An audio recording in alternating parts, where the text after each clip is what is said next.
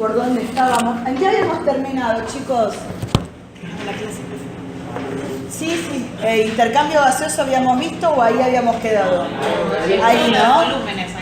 Claro, esto de los volúmenes que les había aclarado, el de los 500, lo teórico, lo que tenía que ver, que uno hablaba en realidad por convención y no porque en realidad así sea. Bueno, habíamos hablado entonces de cómo funcionaba esto de la mecánica respiratoria, de cuáles eran las partes, cómo era la dinámica, y en realidad lo que cabe decir es para qué, cuál es el objetivo de la mecánica respiratoria, de la mecánica ventilatoria, que en realidad es el intercambio de gases. Y acá había quedado esto bien claro, que para qué hacemos el intercambio de gases, ¿para qué? Para que la célula pueda respirar, que la respiración era el proceso mitocondrial de obtención de energía. Para que la mitocondria pueda generar, ¿sí? Pueda funcionar como una usina eléctrica, ¿sí? De energía para todo el organismo, necesita que ese intercambio de gases se realice de manera correcta. Si tienen frío, me avisan. Bueno, ¿qué es la difusión? La difusión, como ustedes saben, es como cuando yo me hago un té. Me un té adentro de la célula, dentro de un saquito, le pongo agua, se disuelve y sale a través de una membrana. Entonces, toda aquella acción que sea pasar, ¿sí? De un lado a otro, ¿sí? A través de una membrana se va a llamar difusión.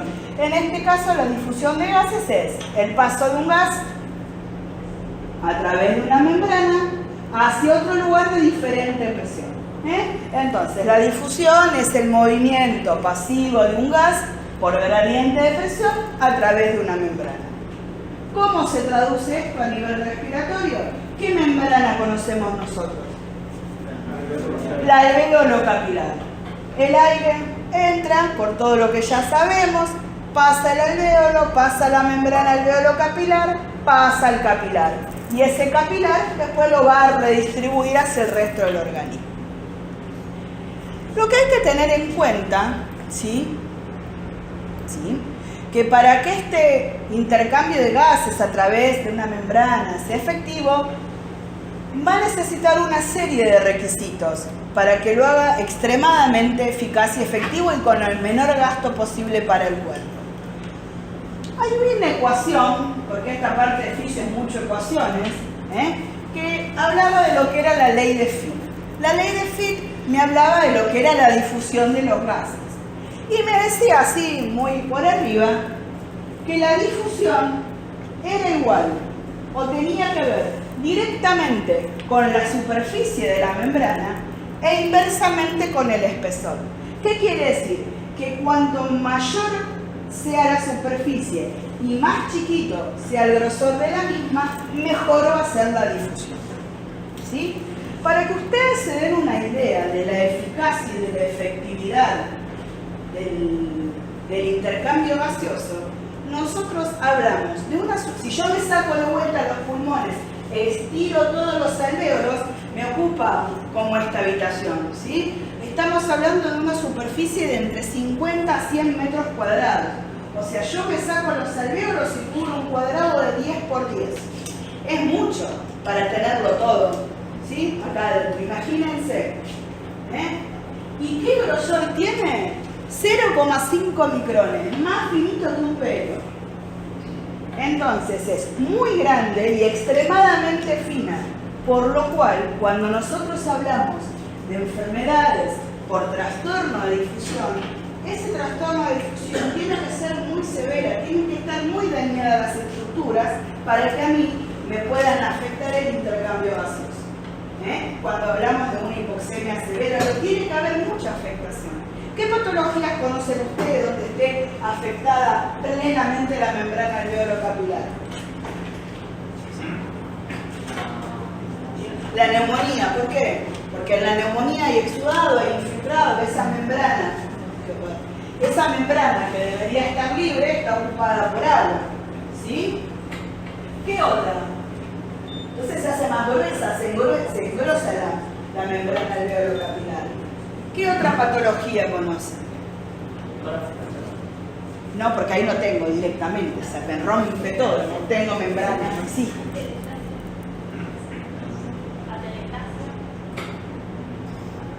En la telectasia tiene que ser muy... En realidad tengo compenso por otro lado, porque sigo teniendo vasculatura, pero sí, si es una telectasia muy severa, puedo tener compromiso de la difusión, porque el paciente desatura rápidamente, sí. Una fibrosis pulmonar, por ejemplo, una fibrosis pulmonar está alterada, está engrosada. ¿Se acuerdan que se hacía esa capa más de tipo hialino? En un distrés, en una fibrosis pulmonar. Por eso son enfermedades que el paciente está muy hipoxémico y el paciente desatura muy rápido. ¿Y en un enfisema puede ser? En un enfisema en realidad no vas a tener un trastorno de difusión en lo que es la membrana. En realidad lo que vas a tener es un tema de atrapamiento, es un tema más de espacio muerto, porque lo que vos vas a tener es un gran alvéolo que no hace hematosis, porque tenés aire acumulado. A la larga, cuando ese enfisema se transforma en bulloso, ahí sí vas a tener trastorno de membrana, porque se vuela todo. Ahí dejas de tener, pero piensen más en la patología intersticial, que es donde se afecta puramente la membrana. Bien. Bueno, esto lo leen si quieren, ¿sí? No hay problema, lo hago rapidito, que es lo que nos quedaba. Total, esto todo lo tienen anotado, repaso. Nosotros sabemos que los alvéolos tienen que estar bien perfundidos para que se pueda realizar correctamente la difusión. Si no tengo quien lo reciba, ¿sí? No va a pasar nada.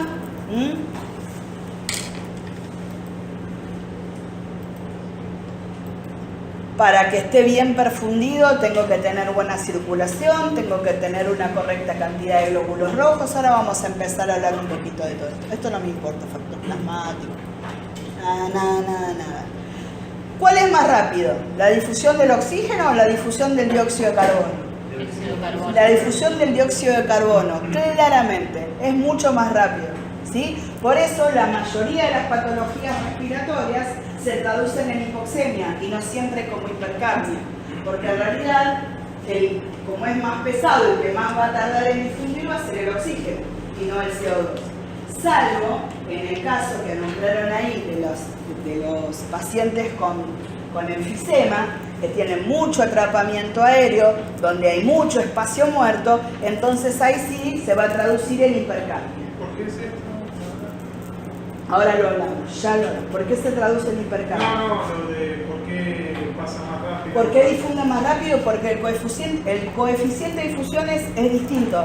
La difusión de un gas tiene que ver con el peso molecular. ¿Entendés? Entonces, y cada uno de los elementos tiene un coeficiente de difusión distinto. El coeficiente de difusión de la CO2, eso está bien en el West. Creo que es como 20 veces más rápido difusible que el oxígeno, si mal no me acuerdo. Pero era esa relación, es bastante más rápida. Entonces, cualquier alteración en la membrana te va a joder más al oxígeno. ¿Por qué? Porque tarda más. Entonces, en el tiempo que tardó en pasar un oxígeno, pasaron 4 dióxidos con él. ¿Me entendés? Pero es por una cuestión atómica de la composición del gas, no porque tenga... solamente porque tienen distintos factores de difusión. Entonces, trastornos de la membrana alveolo-capilar, alteración del factor sanguíneo, ¿se acuerdan? Oh, no creo ni que se acuerden, no importa. Espero que sigamos 6-1 y no, porque ya es 10-1 de ¡oh, Dios, qué manga de muertos que son! No, fíjate, después los brasileños van a reír nosotros. Presión parcial de los gases. 6-1. ¿Terminó? Sí, decime. Oh, gracias a Dios la Por eso vamos a hacer. Te juro por Dios, 6-1. 0-0 y pasó a los generales, te juro que no se 6-1. Iban 2-1, digo, bueno, 2-1, hicieron un gol, bien. Después se la debacle total, como diría. Sí, bueno, pero se jugó un gocho. Bueno, el mejor jugador debe ser Banega, con eso te digo todo. Gol de Otamendi. Todo dicho. No, está lastimadito. Bueno, no, se tiene que jugar la final con la Champions. No sé. Bueno, vamos a cambiar lo que nos interesa. Eso después borrarlo de la grabación, esa parte, para que no se deprima. Bueno, cuando nosotros hablamos ahora vamos a empezar a hablar de todo lo que es el intercambio gaseoso y cómo se manifiesta, ¿sí? Así como hablamos la otra vez de los volúmenes de reposo, cómo lo veíamos en las patologías, acá vamos a hablar de la presión parcial de los gases. Cuando nosotros le sacamos gases a un paciente, ¿se acuerdan del estado ácido-base y todo eso que vieron en semio? Bueno, cuando le sacamos gases, lo que nosotros estamos midiendo es la presión parcial del gas, ¿sí? La presión parcial sí está dada por la presión atmosférica, multiplicado por la concentración del gas. Muy bien. La concentración del gas a nivel ambiente siempre va a ser la misma. ¿Cuánto es la concentración de oxígeno acá en el planeta Tierra? 21%. Salvo que me mude a Marte, siempre en cualquier lugar, Checoslovaquia, India, Japón, Rusia, Argentina, 21%. Eso se llama FiO2, fracción inspirada de oxígeno, que traducido es lo mismo, es la concentración de gas en el aire. ¿Sí? Pero a nivel orgánico y a nivel no repercute de la misma manera. No es lo mismo respirar aire, ambiente, acá, a nivel del mar, que escalar una montaña o que sumergirse. ¿Por qué? Porque lo que se modifica es la presión atmosférica. Entonces, lo que nosotros vamos a notar es esa presión parcial, esa presión total que tenemos, esa presión real. ¿Sí? ¿Se acuerdan? A ver, para que vean, cuando Facundo Arana subió al Everest la primera vez, que hizo un edema de pulmón. ¿Por qué? Por esto. ¿Sí? Porque es como nosotros decimos, el aire es más puro, ¿no? En realidad tenés más presión. Y eso modifica el intercambio, necesitas hacer ciertas compensaciones que a veces el organismo no lo puede hacer. Otro caso, re común, ya que hablábamos del 6-1. ¿Qué pasa cuando hay tanto quilombo cuando los jugadores van a jugar a la altura? Están re pesados, que la pelota no dobla posta porque el aire es más pesado. Vos pegás un patadón y te agujereás la pared, no le podés dar dirección. Y el jugador se cansa más, ¿por qué? Porque el aire está más pesado, está más enviciado, necesita que generar más glóbulos rojos para poder compensar. ¿Sí? Entonces, ¿qué hacen? No es lo mismo jugar en la altura que jugar en el llano. Si yo tengo que ir a jugar en la altura, tengo dos opciones. O voy y juego el mismo día, o voy y juego dentro de un mes o 15 días cuando me adapté. Por eso se habla del doping, por oxígeno, por sangre, que se transfunden y todo eso. Por eso los jugadores salen de la cancha y tienen que tomar oxígeno. Porque es mucho más pesado. Entonces acá lo que influye es la presión parcial del gas. ¿Sí? Bien. Entonces, del aire ambiente, como habíamos dicho, 21% de oxígeno, 79% de nitrógeno y 0.1 de gases raros. ¿Sí? Si se los acuerdan, pregunta examen. Mentira. Me miró una cara de pánico que no podía creer. No lo podía creer. La presión atmosférica, esto es viejo, ahora se mide en hectopascales, ¿sí? Antes era en milímetros de mercurio. En algún momento lo cambió. Bueno, esto no importa, lo pasamos. Bien, ¿para qué me sirve esto? ¿Para qué me sirve esto?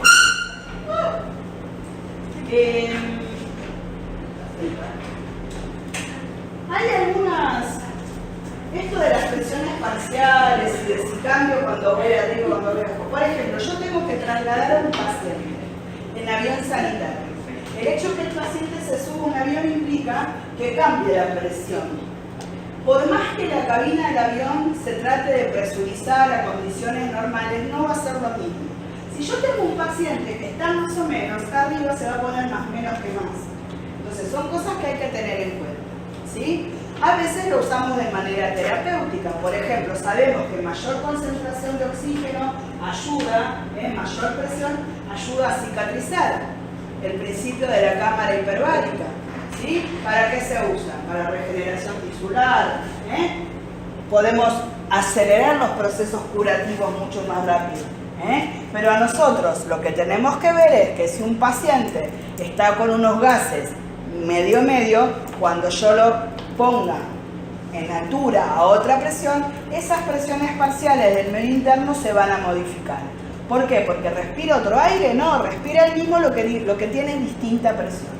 ¿Sí? ¿Más o menos se entiende? Una pregunta, Laura. Sí. Hubo casos de un buceador, que pasó a varias personas que bucearon, no sé, tantas horas debajo Sí. del agua, no llegaban a compensar o eliminar nitrógeno y cuando subieron al avión les agarró. Porque en realidad lo que hacen es embolia gaseosa. El nitrógeno lo que tiene es que también es muchísimo, pero muchísimo más liviano que el oxígeno. Hay enfermedades, que ya que viene el caso, por ahí no viene esto, pero te cuento.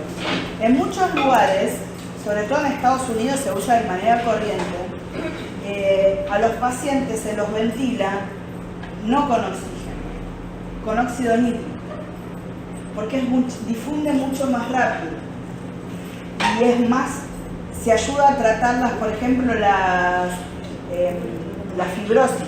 En los pacientes con fibrosis pulmonar se los trata de ventilar con óxido nítrico porque tiene distinto peso. Lo que vos, al nitrógeno difundir tan rápido, lo que vos haces es que se formen burbujas. Y eso lo que hace es embolizar. Si vos de abajo del agua lo sacás rápido, no descomprimieron bien y encima te lo subís a un avión, le haces de una superpresión de abajo a una superpresión de arriba. Entonces, la enfermedad que se da, o la causa de muerte por ahí en los buzos es la embolia gaseosa. Así como vos tenés una embolia pulmonar por un trombo de sangre, o por un desprendimiento, una fractura, un desprendimiento de grasa, de médula ósea, en los buzos se da eso, lo que es la embolia gaseosa. Pero es por un tema de esto, es por un tema de que vos estás pasando de distintas presiones y no haces la correcta descompresión. Es como que yo te subo a un avión y no te presurice la cabina. Terminan todos así arriba del avión. ¿Sí? Tipo Lost, que quedan todos muertos. ¿Está? ¿Se entendió?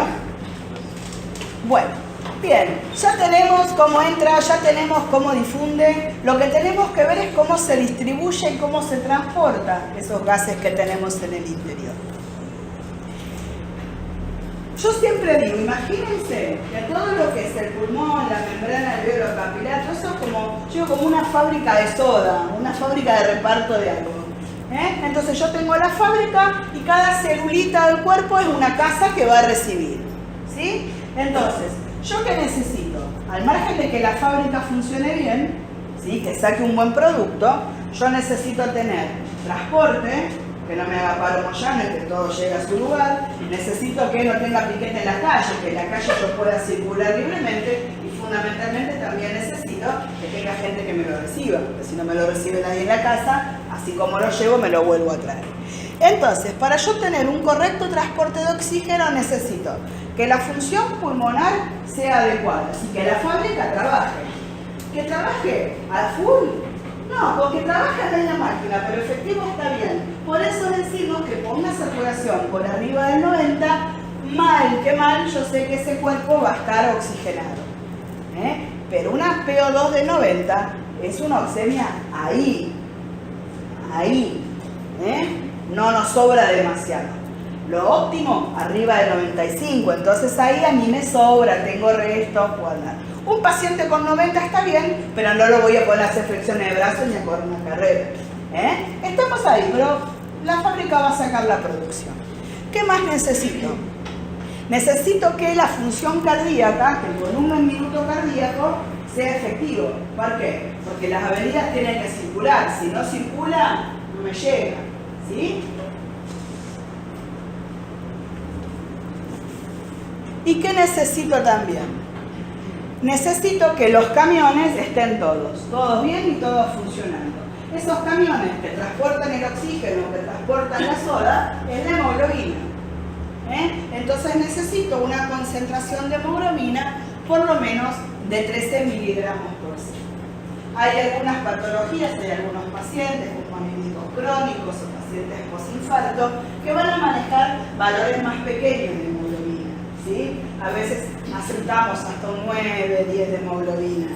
Ya por debajo es un poco más complicado. ¿Por qué? Porque el organismo va a tener que compensar de otra manera. ¿De qué otra manera se les ocurre que puede compensar? Y si tengo pocos camiones tengo que hacer que vayan más rápido. Entonces el paciente se taquicardiza. Tengo menos camiones, bueno, vaya más rápido y vuelvo. Esa sería la explicación de por qué los pacientes con baja concentración de hemoglobina siempre los encontramos taquicárdicos. Y eso todo tiene que ver, yo se los cuento porque son cosas que a veces pasan. Por ejemplo, el otro día, yo nunca voy porque toqué la pediatría. Pediatría había un chiquito que vos lo veías, un chiquito saliendo de una neumonía, de 4 años, bien, hacía lento bien, tenía moquitos, tenía una mascarita. Yo, ¿por qué tiene mascarita? El pibe saturaba 99, una máscara de oxígeno al 35, oxígeno suplementario. Saquémosle el oxígeno, veamos. Pero ¿qué pasa? Cuando lo controlas, el pibe tenía 130 de frecuencia. ¿Qué quiere decir? Que había algo todavía que no le permitía estar óptimo. Si yo al nene le saco el oxígeno, el nene se va a 150 y desatura seguro.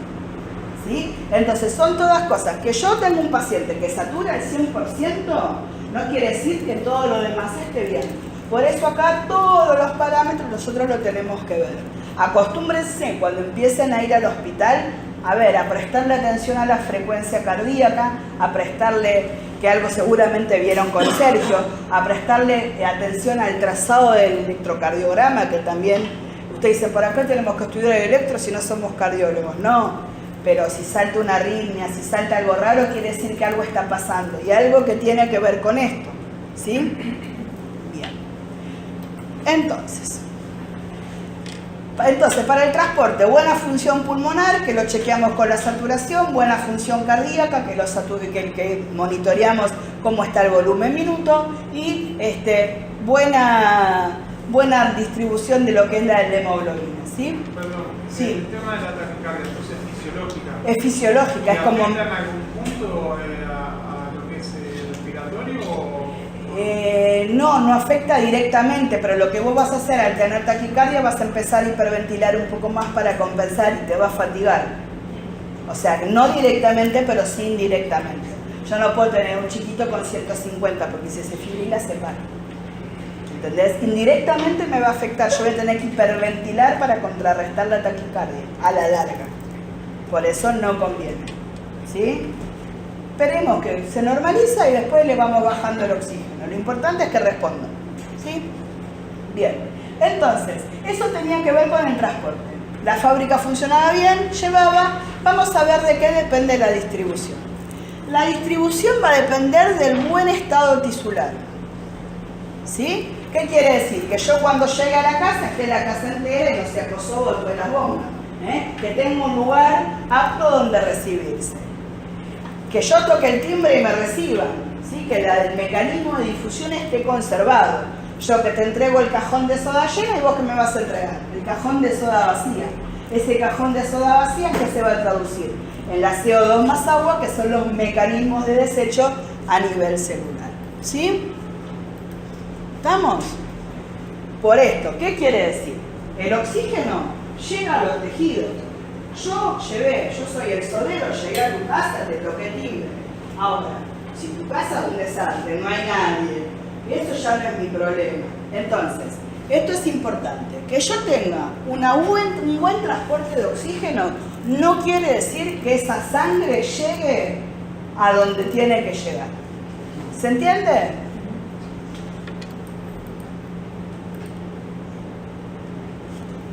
Entonces, la pregunta del millón es, ¿cómo sé si el flaco de la soda me llevó la soda y se llevó rosada y se quedó con el vuelto en el bolsillo? ¿Cómo sé que la sangre que llegó a los tejidos se usó? Vamos a hacer con el ejemplo de la soda. Yo te mando 10 sodas llenas. ¿Cómo sé que vos me las recibiste? ¿Qué me devolviste? Por lo menos 10 sodas vacías. Eso sería una cosa, ¿sí? Sería una forma. Entonces, volvamos al cuerpo. Yo te llevo sangre oxigenada. ¿Vos qué me devolvés? Sangre carboxioxigenada. Entonces me devolvés dióxido de carbono. ¿Cómo sé que yo te llevé y vos me devolviste? Porque yo sé que te llevo porque tengo una saturación de oxígeno bárbara, porque tengo una hemoglobina. ¿Cómo sé si eso que yo te llevé a mí me llevó? ¿También la acidemia? No, porque va a implicar otras cosas, va a implicar otra serie de parámetros, porque yo no sé si es metabólico o si es respiratorio. ¿Gases en sangre? Gases en sangre, sí, todo va a ser. ¿Qué gases voy a usar yo para ver que yo aproveche? No está mal lo que vos decís, porque yo puedo medir ácido láctico. Puedo medir ácido láctico y puedo ver si el paciente está en deuda, pero es un poco más profundo el tema del ácido láctico. Está bien lo que decís, no está mal. Gases en sangre, sí, yo para saber si anda bien, saco gases en sangre. Y para ver si vuelve también saco gases en sangre. ¿Pero qué mido? Gases en sangre, estamos hablando de CO2. Yo tengo que, lo que yo te mandé de oxígeno, vos me va a devolver CO2. Mando soda llena, recibo soda vacía. Dijimos que para ver si funcionaba, si transportaba correctamente, yo tenía saturación de oxígeno a nivel arterial. Si era correcto, quería decir que salió, esa soda está viajando por donde tiene que viajar. ¿Cómo sé si esa soda volvió? ¿Por dónde va? No, porque la presión de dióxido de carbono, acá vamos a la diferencia. ¿Qué diferencia hay entre la saturación de oxígeno y la presión de oxígeno? La presión, yo saco gases. Presión de oxígeno 100, saturación 100. ¿Qué significa saturación de oxígeno y qué significa presión de oxígeno? ¿Quién me da uno y quién me da otro? La hemoglobina te lo dice. La hemoglobina, la cantidad de oxígeno que viaja unido a la hemoglobina es la saturación de oxígeno. ¿Y la presión de oxígeno quién me la da?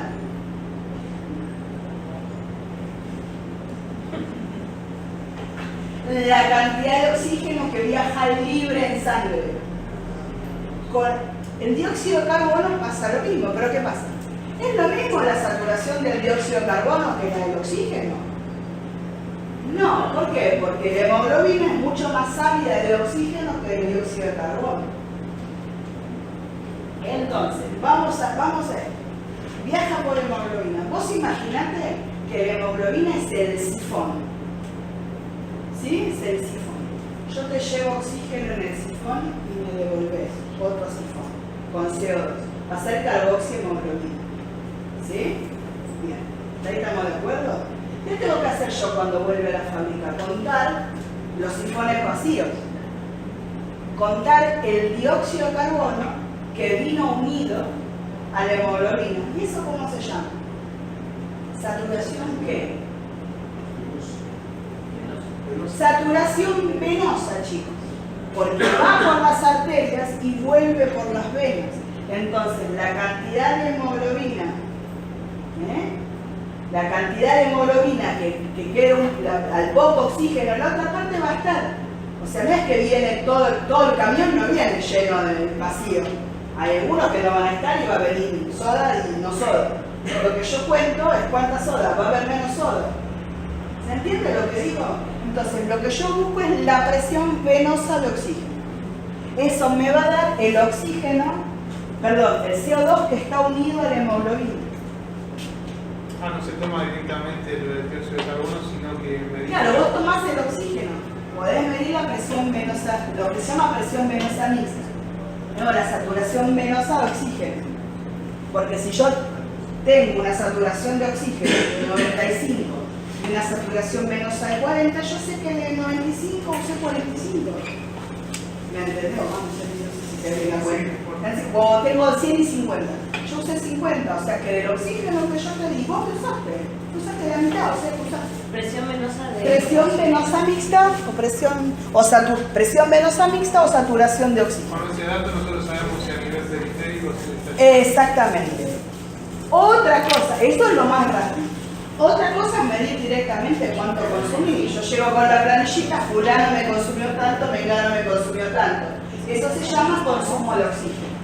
Lo que pasa es que para hacer el consumo de oxígeno yo necesito un artefacto especial que se pone con un catéter, se llama catéter de Swan-Ganz, que me hace la medición, los cálculos y todo. No todos los pacientes tienen tanto nivel de complejidad. Entonces, lo más fácil les cuento. Llevé 100, me consumieron 80, bueno, tiene un consumo de oxígeno de 80. Yo sé que de 100 que llevo, 80 no usan, estoy contenta. Como no todos los pacientes yo les puedo medir el consumo de oxígeno, lo que utilizo puede ser saturación venosa mixta o presión venosa mixta. ¿Estamos? Entonces, esto me va a dar una idea global, la saturación de la oxigenación tisular. un equilibrio entre transporte y consumo. Ahora yo les hago una... ¿Hay muchos profes acá? ¿De educación física? ¿Muchos profes? Yo ¿Vos soy sos profe. Ah, no, no, porque yo los uso mucho para que me ayuden, porque lo ven. Pregunta. ¿El organismo consume todo el oxígeno que transporta?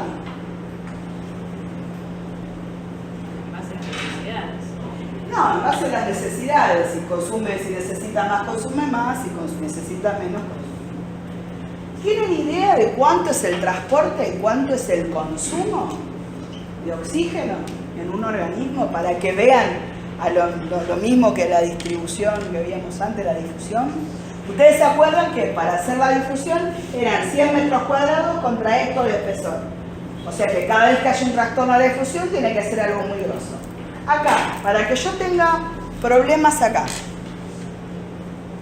¿Saben cuánto es el transporte? Más o menos. Estamos hablando de 1 litro por minuto de oxígeno. Eso es lo que transporta el organismo en cada huevo. En cada minuto me llevo 1 litro de oxígeno, de los cuales el organismo utiliza en condiciones fisiológicas basales solo 1/4. ¿Sí? Solo 1/4. ¿Por qué consume solo 1/4? Porque siempre está por las dudas.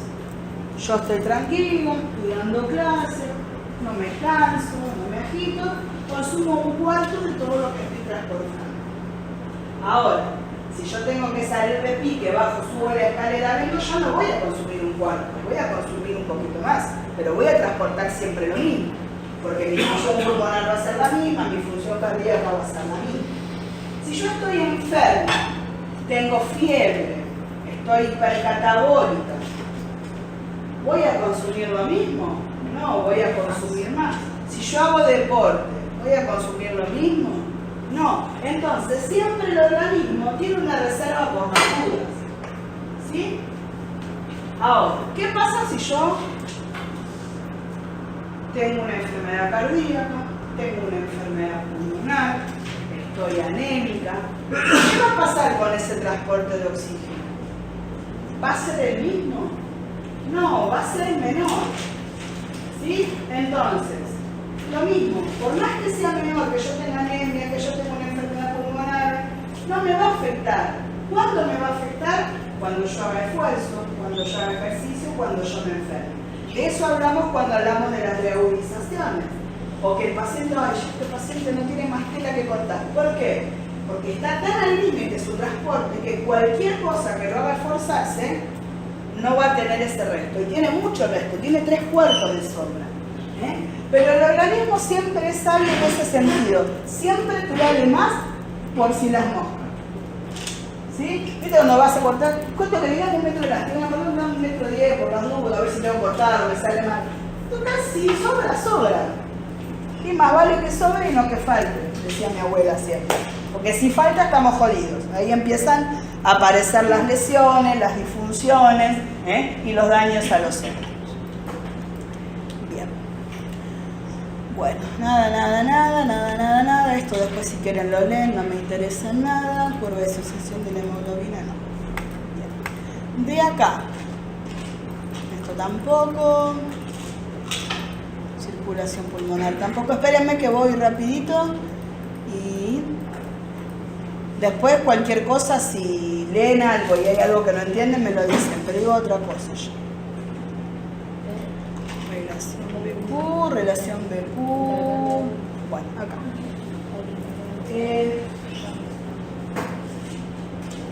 Nosotros hablamos de todo lo que estuvimos viendo. Lo que podemos decir es que siempre tenemos que tener una buena relación entre lo que es la ventilación y lo que es la difusión, porque de eso va a depender la distribución a todo el organismo. ¿Sí?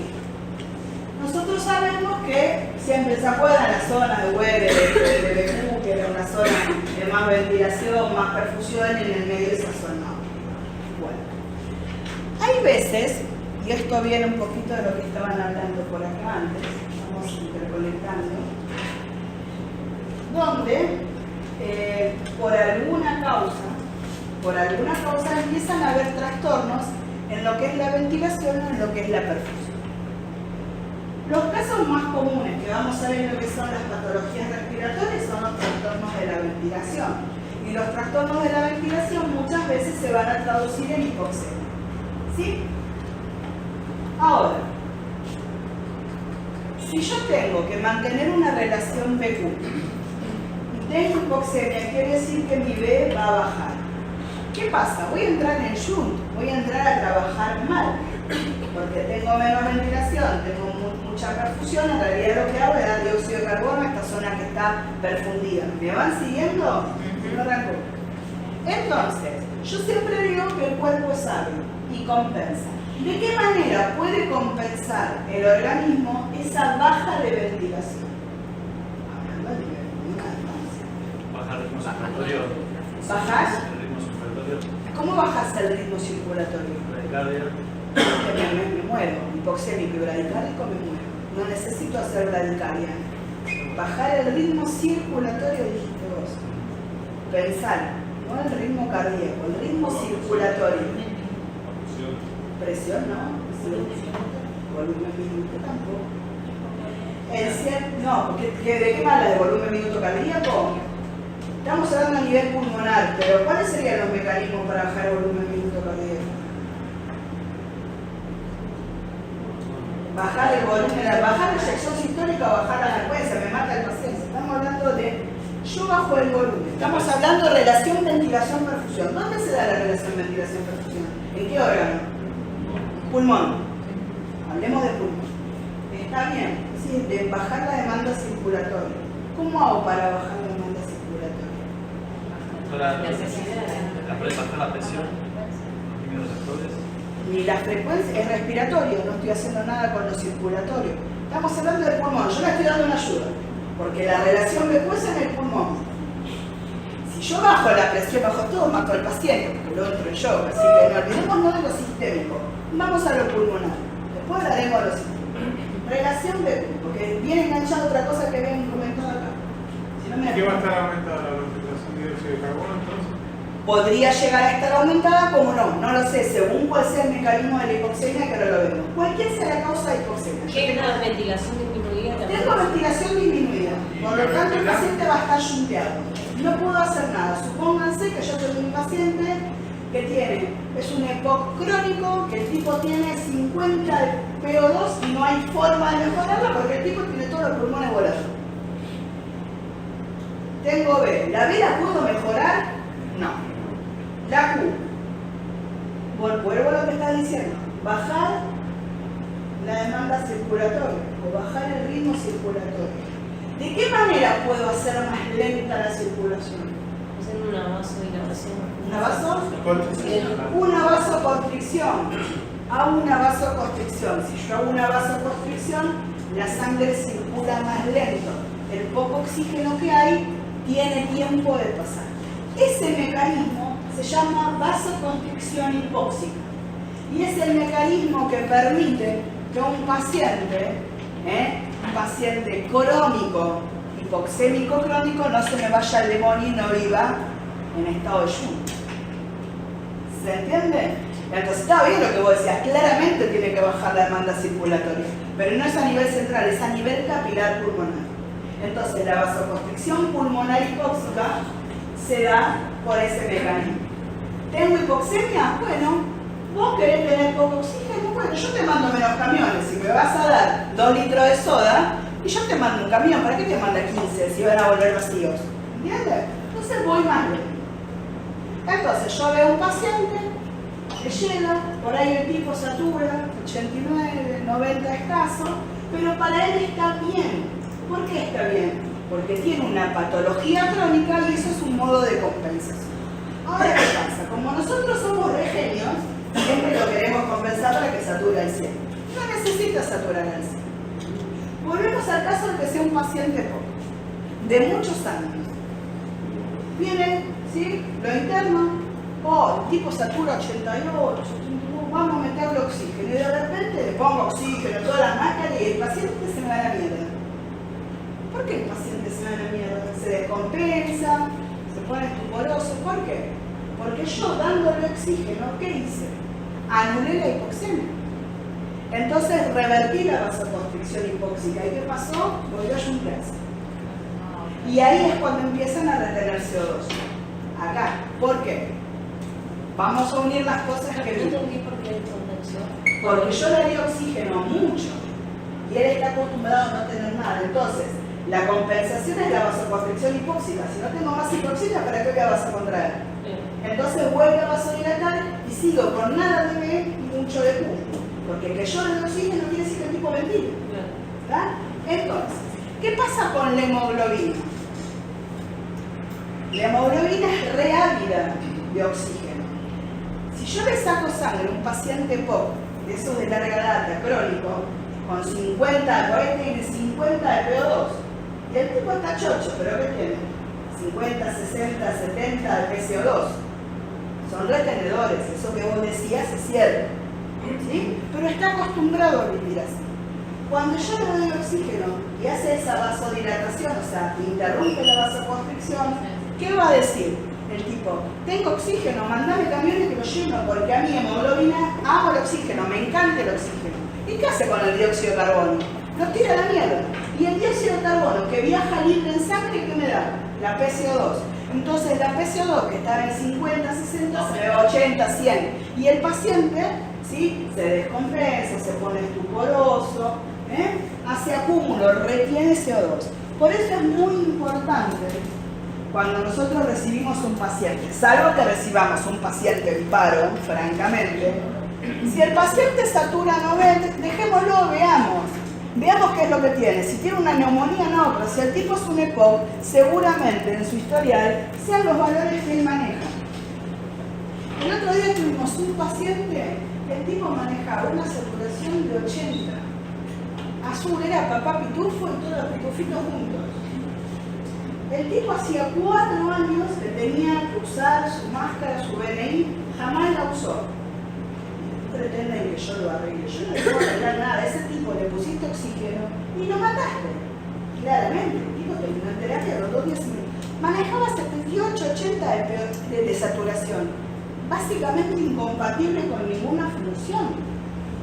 Entonces, esos pacientes así, en el caso de que pudiera recuperarse, yo no le puedo mandar oxígeno al 100%. Yo no puedo pretender que el tipo sature 100. Que llegue a 89 y yo estoy chocha. Porque si no es peor el descontrol que le hago a nivel orgánico que todo lo demás. ¿Se entienden hacia dónde apuntaba toda esta historia?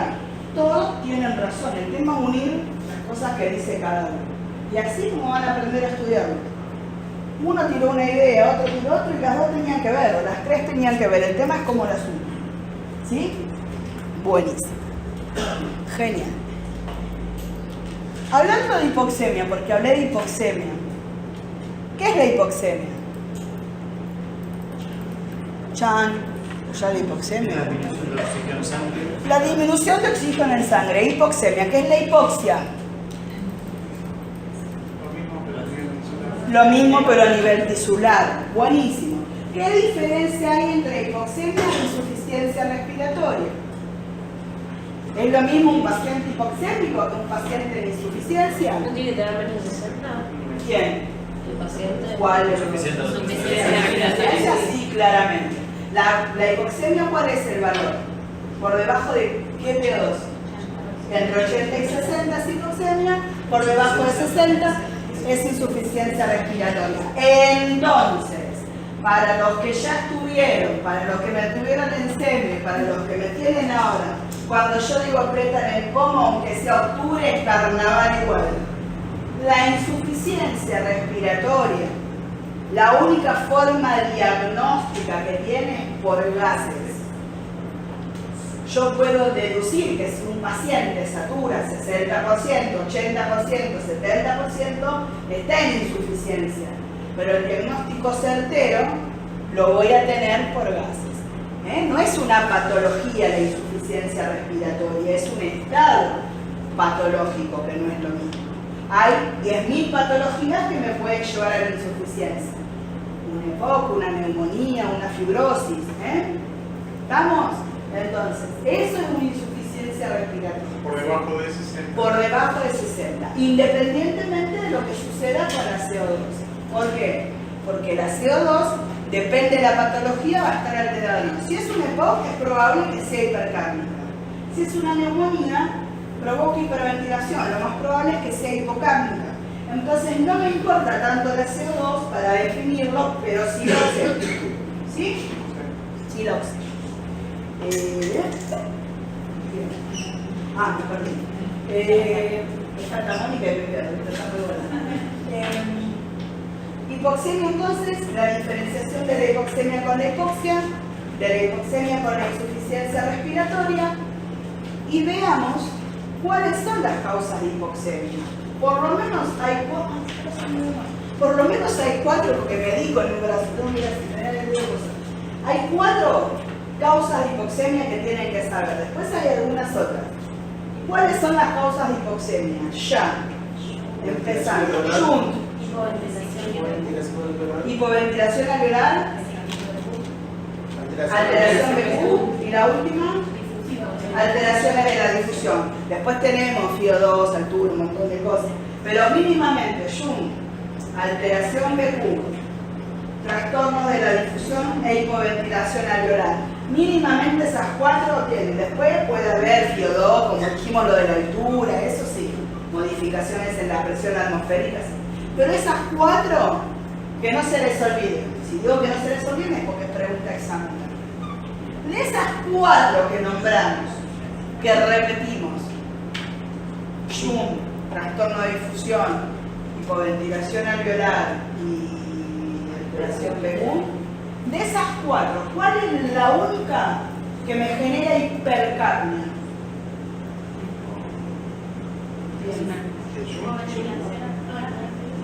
Hipoventilación alveolar, ¿por qué? Vendría a ser el caso del enfisematoso. ¿Se acuerdan? No tengo ventilación, tengo perfusión, ¿sí? Pero ¿qué pasa? Al no haber aire en el alvéolo o al haber aire viciado, no difunde aire limpio. Difunde aire, es lo que se llama ventilación a espacio muerto. Es lo que sucede en los pacientes, por ejemplo, en los hipoxemeros, ¿sí? La hipoventilación alveolar. Perdón, ¿es siempre de hipercapnia o...? La hipoventilación alveolar siempre es hipoxemia con hipercapnia. Eso. Las otras son hipoxemias. Bien. Normocápnicas, pero la única de todas las hipoxemias que cursa con hipercapnia es la que es causada por hipoventilación alveolar. ¿Sí? Entonces, si yo les pregunto neumonía, no me van a decir que tiene hipercapnia, porque la neumonía no tiene hipoventilación alveolar. La neumonía es un trastorno de la difusión en su mecanismo primario, porque es intersticial, básicamente al principio. Hay ocupación alveolar, ¿sí? Pero la hematosis se realiza, lo que pasa es que le cuesta, ¿sí? Entonces, así ya si uno sabe la fisiopatología, la clínica sale solita, ¿sí? Bueno, eso era lo que les quería decir que no me... Entonces, quedó claro lo de FIO2, quedó claro lo de hipoxemia, quedó claro lo de los mecanismos de compensación, esto de la vasoconstricción hipóxica. Y ya que les pregunté, hablamos de insuficiencia respiratoria, hablamos de FIO2, ¿qué es la PAFI? Otra pregunta súper importante. ¿Qué es la PaFIO2? PaO2, FIO2. La presión de oxígeno que queda con Fracción de aire inspirado.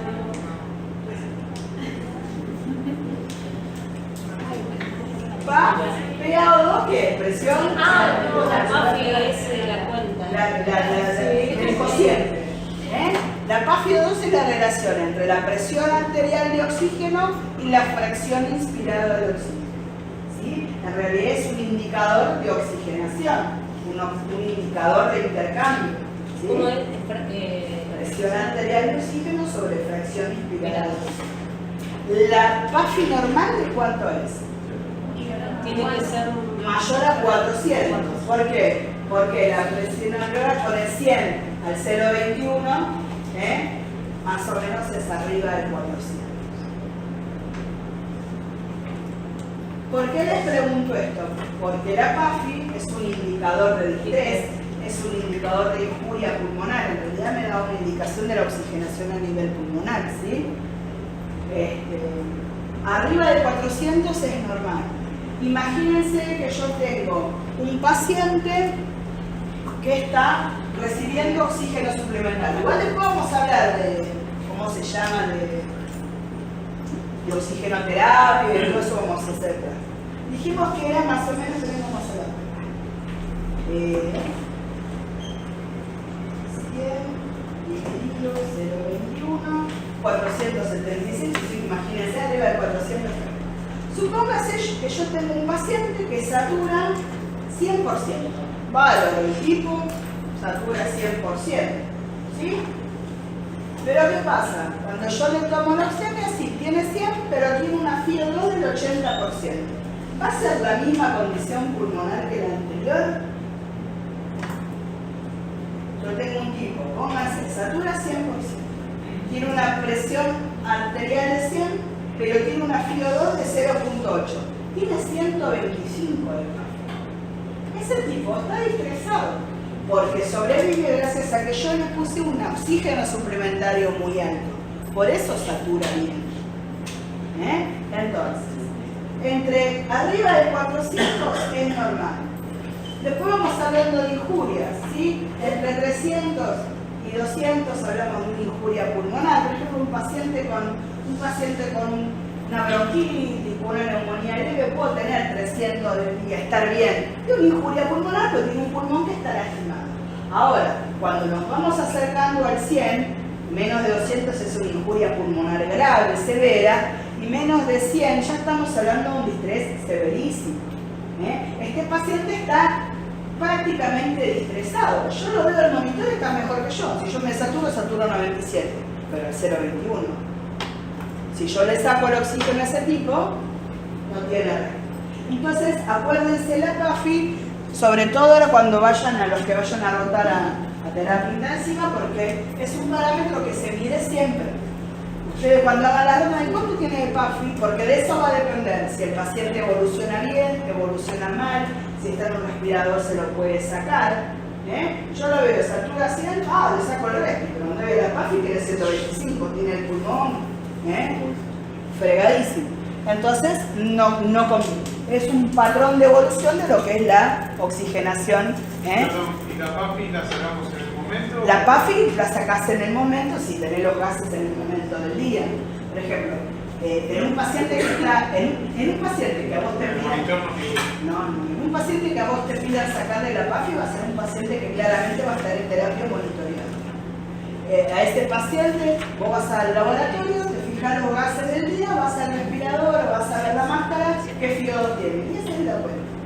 Ahora después, cuando nosotros veamos ácido base, yo les voy a mandar por el grupo ejercicios que son ácido bases reales y les voy a mandar para que calculen la PAF y todo. Le voy a poner paciente a tal FiO2 para que ustedes ya se vayan poniendo cancheros. ¿Sí? Igual eso cuando vayan a rotar lo van a ir viendo casi con seguridad. ¿Sí? Bueno. Creo que con la parte de fisio estamos.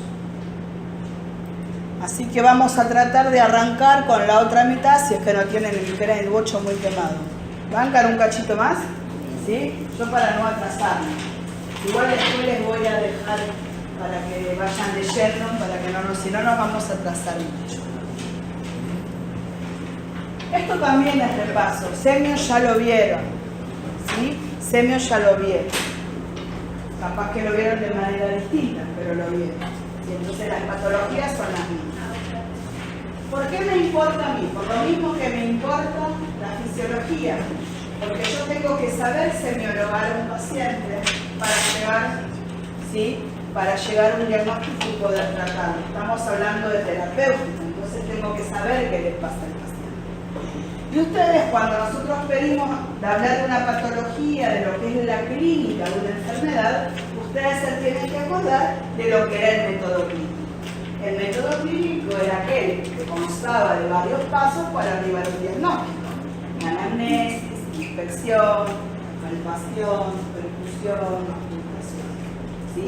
Al margen de todo lo que sea los exámenes complementarios que hoy por hoy se usan como diagnóstico y en realidad muchas veces está mal porque yo no puedo diagnosticar con un estudio complementario. Yo primero tengo que hacer semiología. hago una buena semiología y de ahí pido lo que corresponde. Que repase, haces el metedor, bueno, haces tu tres planes y venís los 3 días. Y capaz que los 3 días te moriste. ¿Por qué? Porque tenías algo y yo no me di cuenta porque me importó más ver tu placa que escucharte a ver qué es lo que pasa. Y eso es un error que yo les puedo asegurar. Después de 22 años de profesión y de edad, que yo me decí como así, cada vez se usa menos. Cada vez se usa menos. Y el que cada vez se use menos la semiología implica que cada vez yo me peleé más, que como una vieja loca. Porque para ellos es todo lo mismo. Te oculto hacia tenés una neumonía. No, flaca, tiene multiplicación, tiene edema, tiene agua, tiene tos irritativa, tiene un edema de pulmón, tiene... ¿Por dónde estábamos? ¿En qué habíamos terminado, chicos? La clase. Sí. ¿Intercambio gaseoso habíamos visto o ahí habíamos quedado? Ahí, ¿no? Volúmenes ahí. Claro, eso de los volúmenes que les había aclarado, el de los 500, lo teórico, lo que tenía que ver, que uno hablaba en realidad por convención y no porque en realidad así sea. Bueno, habíamos hablado entonces de cómo funcionaba esto de la mecánica respiratoria, de cuáles eran las partes, cómo era la dinámica. Y en realidad lo que cabe decir es para qué, cuál es el objetivo de la mecánica respiratoria, de la mecánica ventilatoria, que en realidad es el intercambio de gases. Y acá había quedado esto bien claro, que para qué hacemos el intercambio de gases, ¿para qué? Para que la célula pueda respirar, que la respiración era el proceso mitocondrial de obtención de energía. Para que la mitocondria pueda generar, ¿sí? Pueda funcionar como una usina eléctrica, ¿sí? De energía para todo el organismo, necesita que ese intercambio de gases se realice de manera correcta. Si tienen frío, me avisan. Bueno, ¿qué es la difusión? La difusión, como ustedes saben, es como cuando yo me hago un té. Me unté adentro de la célula, dentro de un saquito, le pongo agua, se disuelve y sale a través de una membrana. Entonces, toda aquella acción que sea pasar, ¿sí?, de un lado a otro, ¿sí?, a través de una membrana, se va a llamar difusión.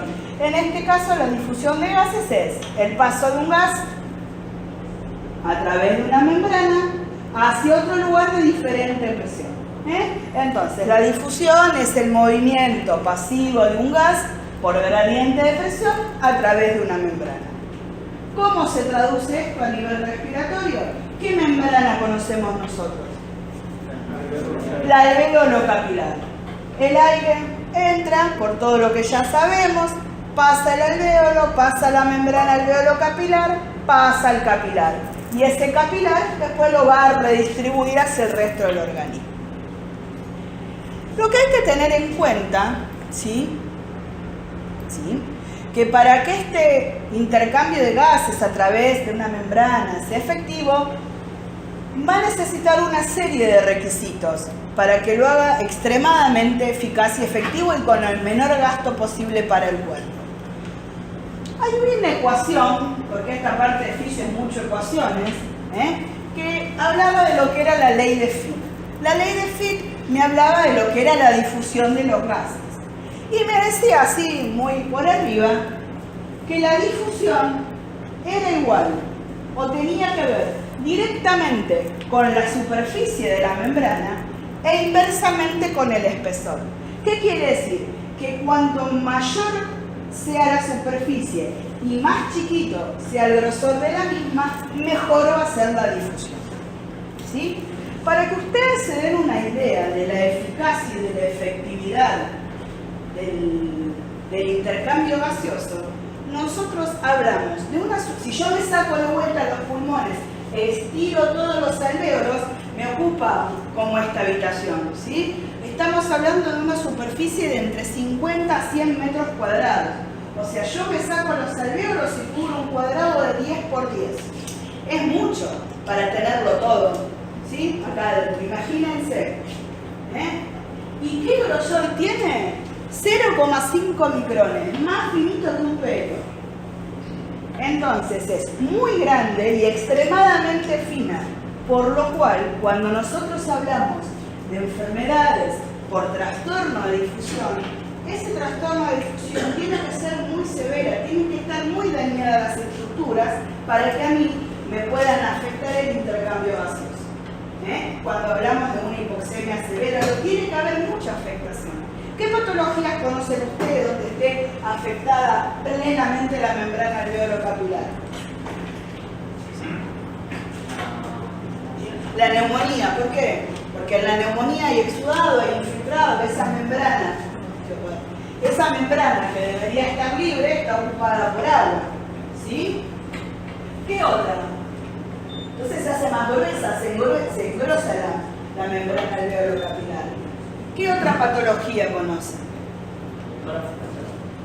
No, porque ahí no tengo directamente, se me rompe todo, no tengo membrana, no existe.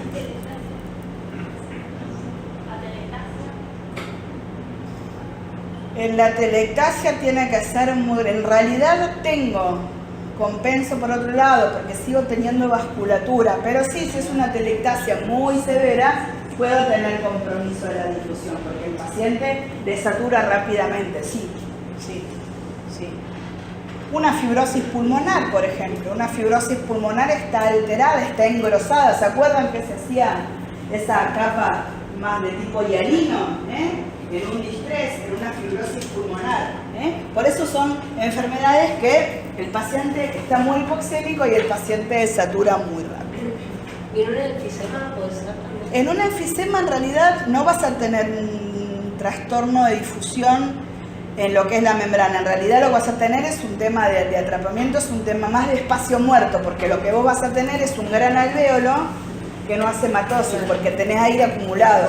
A la larga, cuando ese enfisema se transforma en bulloso, ahí sí vas a tener trastorno de membrana, porque se vuela todo. Ahí dejas de tener, pero piensen más en la patología intersticial, que es donde se afecta puramente la membrana. Bien. Bueno, esto lo leen si quieren, ¿sí? No hay problema, lo hago rapidito, que es lo que nos quedaba. Total, esto todo lo tienen anotado, repaso. Nosotros sabemos que los alvéolos tienen que estar bien perfundidos para que se pueda realizar correctamente la difusión. Si no tengo quien lo reciba, ¿sí? No va a pasar nada.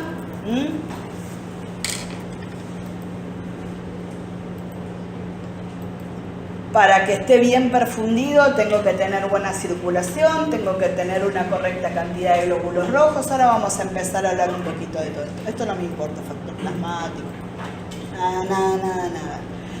¿Cuál es más rápido? ¿La difusión del oxígeno o la difusión del dióxido de carbono? La difusión del dióxido de carbono, claramente, es mucho más rápido, ¿sí? Por eso la mayoría de las patologías respiratorias se traducen en hipoxemia y no siempre como hipercapnia, porque en realidad, como es más pesado, el que más va a tardar en difundir va a ser el oxígeno y no el CO2. Salvo en el caso que nombraron ahí de los pacientes con enfisema, que tienen mucho atrapamiento aéreo, donde hay mucho espacio muerto, entonces ahí sí se va a traducir en hipercapnia. ¿Por qué es esto?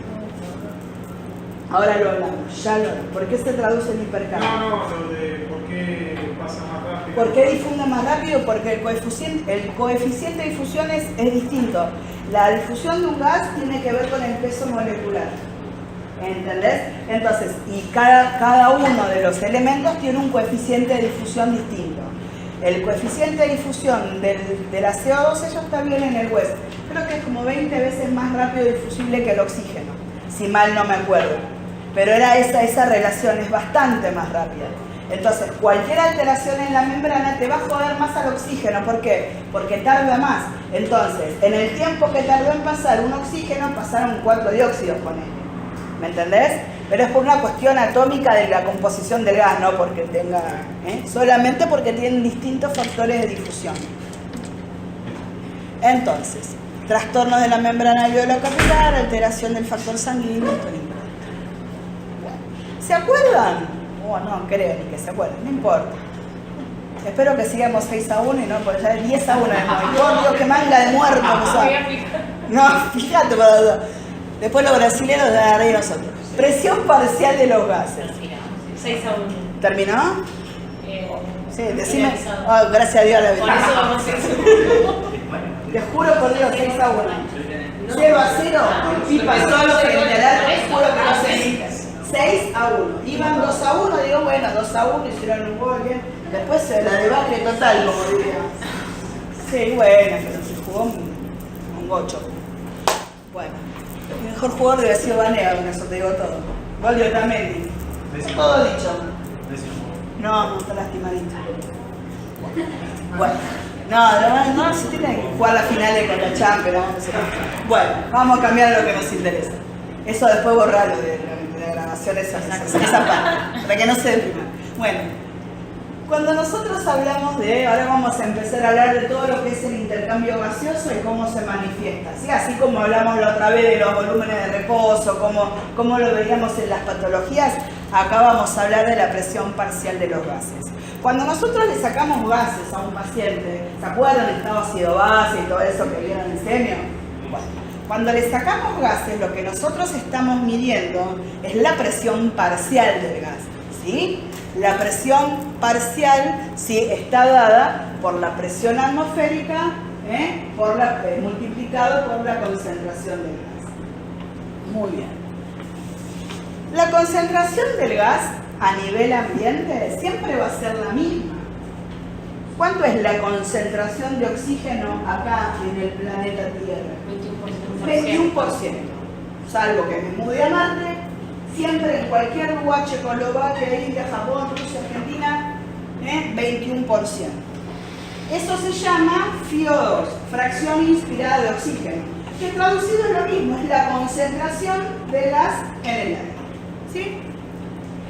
Pero a nivel orgánico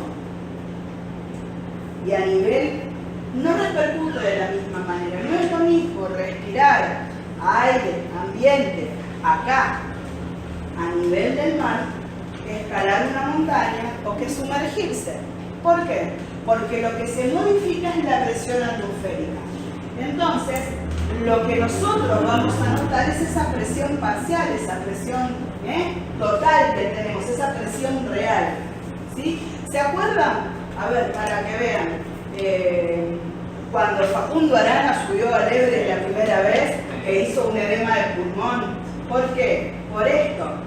¿Sí? Porque es como nosotros decimos, el aire es más puro, ¿no? En realidad tenés más presión. Y eso modifica el intercambio, necesitas hacer ciertas compensaciones que a veces el organismo no lo puede hacer.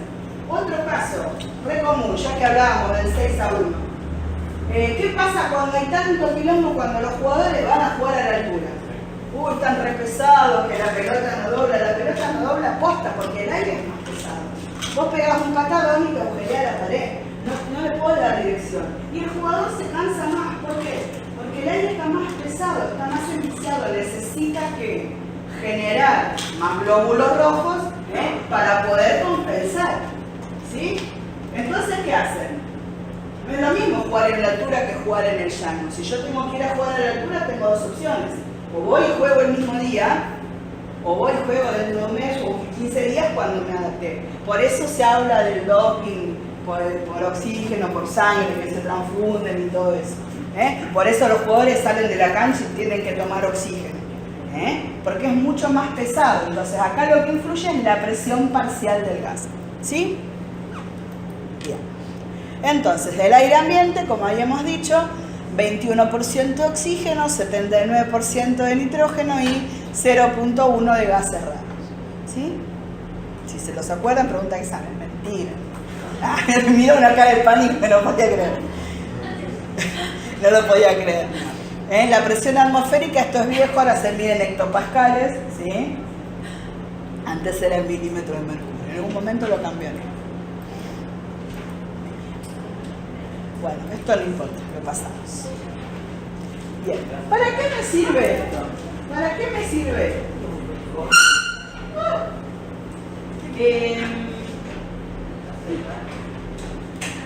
Hay algunas... Esto de las presiones parciales y de si cambio cuando voy arriba, cuando voy abajo. Por ejemplo, yo tengo que trasladar a un paciente en avión sanitario. El hecho que el paciente se suba a un avión implica que cambie la presión. Por más que la cabina del avión se trate de presurizar a condiciones normales, no va a ser lo mismo. Si yo tengo un paciente que está más o menos, arriba se va a poner más menos que más. Entonces son cosas que hay que tener en cuenta, ¿sí? A veces lo usamos de manera terapéutica. Por ejemplo, sabemos que mayor concentración de oxígeno ayuda, mayor presión, ayuda a cicatrizar. El principio de la cámara hiperbárica, ¿sí? ¿Para qué se usa? Para regeneración tisular, Podemos acelerar los procesos curativos mucho más rápido. Pero a nosotros lo que tenemos que ver es que si un paciente está con unos gases medio, cuando yo lo ponga en altura a otra presión, esas presiones parciales del medio interno se van a modificar. ¿Por qué? Porque respira otro aire, no, respira el mismo, lo que tiene distinta presión. ¿Sí? ¿Más o menos se entiende? Una pregunta, Laura. Sí. Hubo casos de un buceador, le pasó a varias personas que bucearon, no sé, tantas horas debajo del agua, no llegaban a descompensar o eliminar nitrógeno y cuando subieron al avión les agarró. Porque en realidad lo que hacen es embolia gaseosa. El nitrógeno lo que tiene es que también es muchísimo, pero muchísimo más liviano que el oxígeno. Hay enfermedades, que ya que viene el caso, por ahí no viene esto, pero te cuento. En muchos lugares, sobre todo en Estados Unidos, se usa de manera corriente. A los pacientes se los ventila no con oxígeno, con óxido nítrico, porque difunde mucho más rápido y es más, se ayuda a tratarlas, por ejemplo, la fibrosis. En los pacientes con fibrosis pulmonar se los trata de ventilar con óxido nítrico porque tiene distinto peso. Lo que al nitrógeno difundir tan rápido, lo que vos haces es que se formen burbujas y eso lo que hace es embolizar. Si vos de abajo del agua lo sacás rápido, no descomprimieron bien y encima te lo subís a un avión, le haces de una superpresión de abajo a una superpresión de arriba. Entonces la enfermedad que se da o la causa de muerte por ahí en los buzos es la embolia gaseosa. Así como vos tenés una embolia pulmonar por un trombo de sangre o por un desprendimiento, una fractura, un desprendimiento de grasa, de médula ósea, en los buzos se da eso, lo que es la embolia gaseosa. Pero es por un tema de esto, es por un tema que vos estás pasando de distintas presiones y no haces la correcta descompresión. Es como que yo te subo a un avión y no te presurice la cabina. Terminan todos así arriba del avión. ¿Sí? Tipo Lot, que quedan todos muertos. ¿Está? ¿Se entendió? Bueno, bien. Ya tenemos cómo entra, ya tenemos cómo difunde. Lo que tenemos que ver es cómo se distribuye y cómo se transporta esos gases que tenemos en el interior. Yo siempre digo, imagínense que todo lo que es el pulmón, la membrana alveolo capilar, todo eso es como una fábrica de soda, una fábrica de reparto de algo. Entonces yo tengo la fábrica y cada celulita del cuerpo es una casa que va a recibir. ¿Sí? Entonces, ¿yo qué necesito? Al margen de que la fábrica funcione bien, ¿sí? Que saque un buen producto, yo necesito tener transporte, que no me haga paro moyano y que todo llegue a su lugar. Necesito que no tenga piquete en la calle, que en la calle yo pueda circular libremente y fundamentalmente también necesito que tenga gente que me lo reciba, porque si no me lo recibe nadie en la casa, así como lo llevo me lo vuelvo a traer.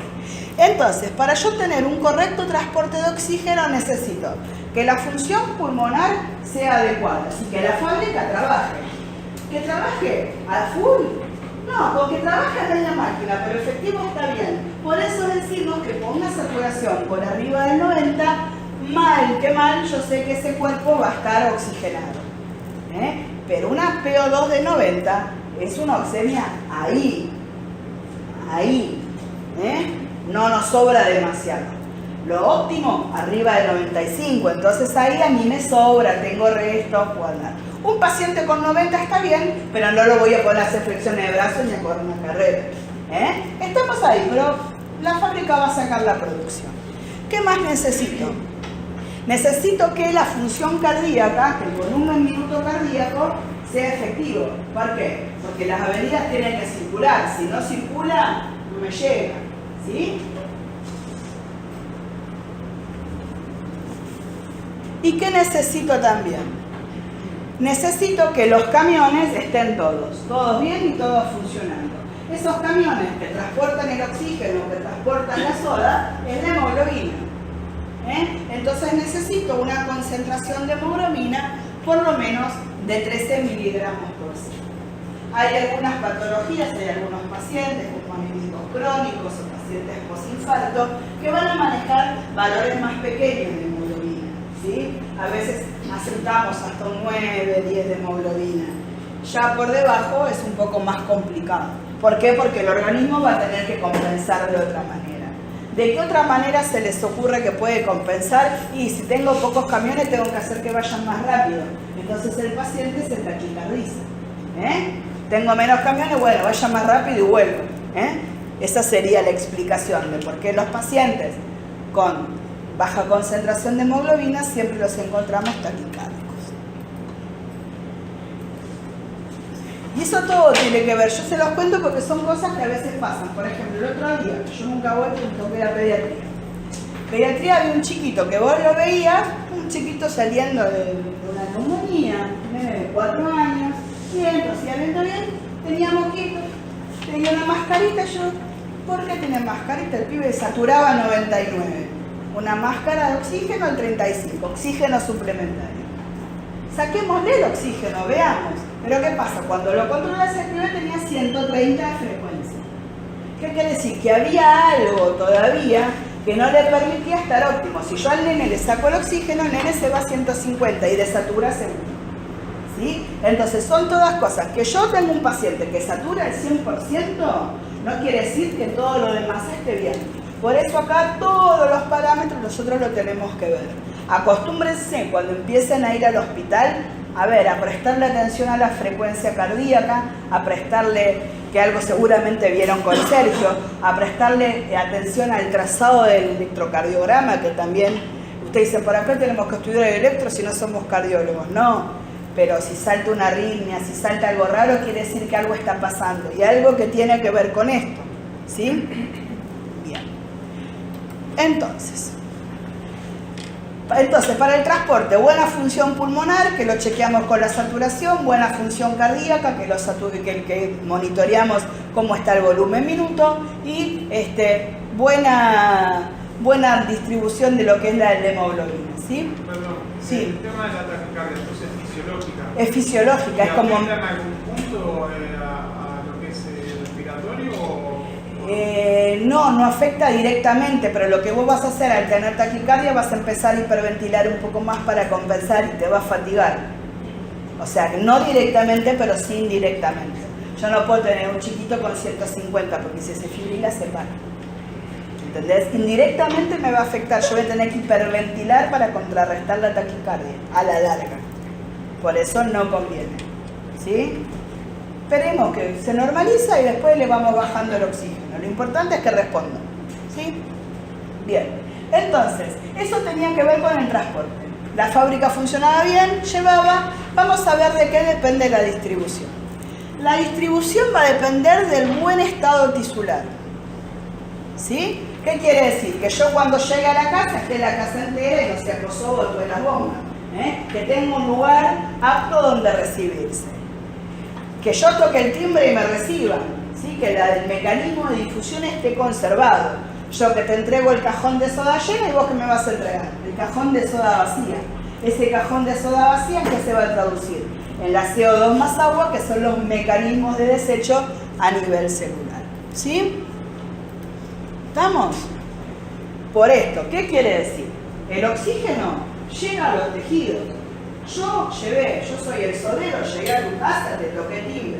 Ahora, si tu casa es un desastre, no hay nadie, eso ya no es mi problema. Entonces, esto es importante. Que yo tenga un buen transporte de oxígeno no quiere decir que esa sangre llegue a donde tiene que llegar. ¿Se entiende?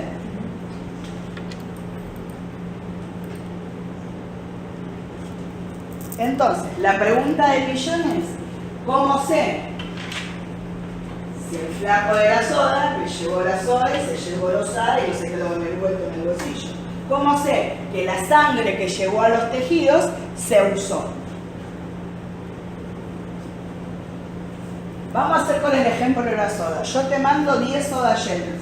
¿Cómo sé que vos me las recibiste? ¿Qué me devolviste? Por lo menos 10 sodas vacías. Eso sería una cosa. ¿Sí? Sería una forma. Entonces, volvamos al cuerpo. Yo te llevo sangre oxigenada. ¿Vos qué me devolvés? Sangre carboxio oxigenada. Entonces me devolvés dióxido de carbono. ¿Cómo sé que yo te llevé y vos me devolviste? Porque yo sé que te llevo porque tengo una saturación de oxígeno bárbara, porque tengo hemoglobina. ¿Cómo sé si eso que yo te llevé a mí me llevó? ¿También la acidemia? No, porque va a implicar otras cosas, va a implicar otra serie de parámetros, porque yo no sé si es metabólico o si es respiratorio. ¿Gases en sangre? Gases en sangre, sí, todo va a ser. ¿Qué gases voy a usar yo para ver que yo aproveche? No está mal lo que vos decís, porque yo puedo medir ácido láctico. Puedo medir ácido láctico y puedo ver si el paciente está en deuda. Pero es un poco más profundo el tema del ácido láctico. Está bien lo que decís, no está mal. Gases en sangre, sí, yo para saber si anda bien, saco gases en sangre. Y para ver si vuelve, también saco gases en sangre. ¿Pero qué mido? Gases en sangre, estamos hablando de CO2. Yo tengo que, lo que yo te mandé de oxígeno, vos me vas a devolver CO2. Mando soda llena, recibo soda vacía. Dijimos que para ver si funcionaba, si transportaba correctamente, yo tenía saturación de oxígeno a nivel arterial. Si era correcta, quería decir que salió, esa soda está viajando por donde tiene que viajar. ¿Cómo sé si esa soda volvió? ¿Por dónde vas? No, porque la presión de dióxido de carbono, acá vamos a la diferencia. ¿Qué diferencia hay entre la saturación de oxígeno y la presión de oxígeno? La presión, yo saco gases. Presión de oxígeno 100, saturación 100. ¿Qué significa saturación de oxígeno y qué significa presión de oxígeno? ¿Quién me da uno y quién me da otro? La hemoglobina te lo hace. La hemoglobina, la cantidad de oxígeno que viaja unido a la hemoglobina es la saturación de oxígeno. ¿Y la presión de oxígeno quién me la da?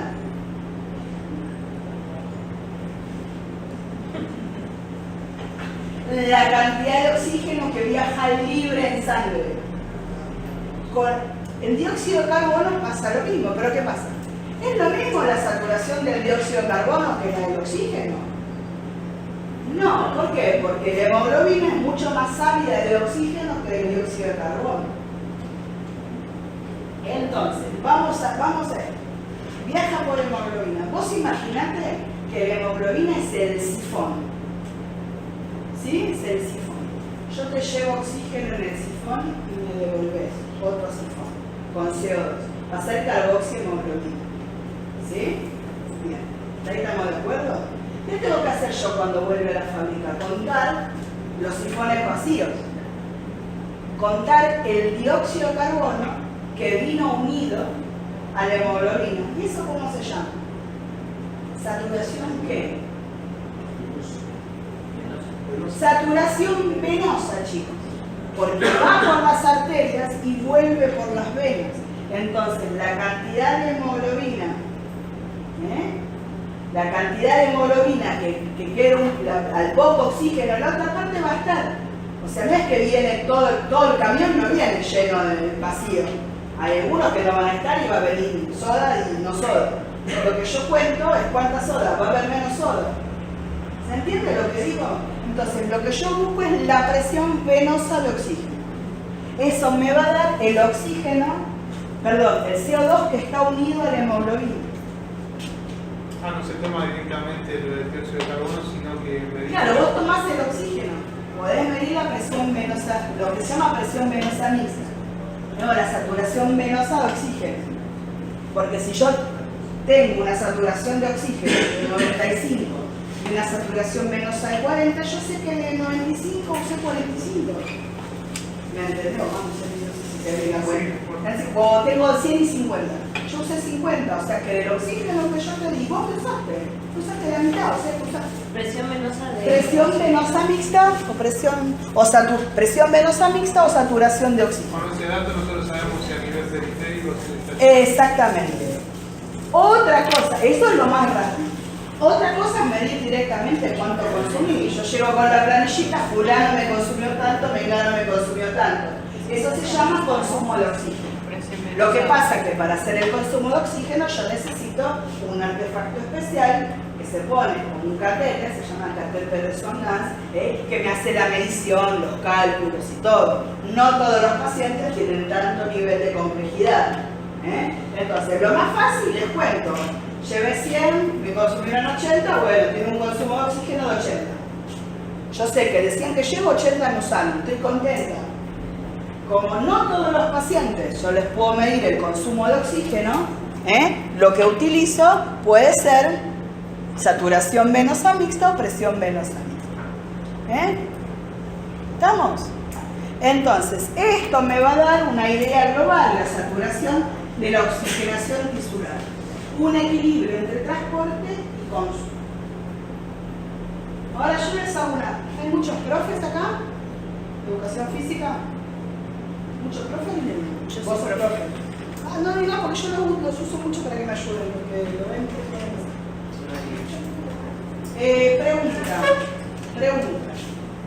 ¿El organismo consume todo el oxígeno que transporta? Más en las necesidades.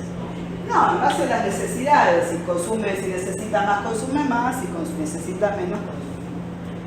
¿Tienen idea de cuánto es el transporte y cuánto es el consumo de oxígeno en un organismo? Para que vean a lo mismo que la distribución que veíamos antes, la difusión. Ustedes se acuerdan que para hacer la difusión eran 100 metros cuadrados contra esto de espesor. O sea que cada vez que haya un trastorno de difusión tiene que ser algo muy grosso. Acá, para que yo tenga problemas acá. ¿Saben cuánto es el transporte? Más o menos. Estamos hablando de 1 litro por minuto de oxígeno. Eso es lo que transporta el organismo en cada huevo. En cada minuto me llevo 1 litro de oxígeno, de los cuales el organismo utiliza en condiciones fisiológicas basales solo 1/4. ¿Sí? Solo 1/4.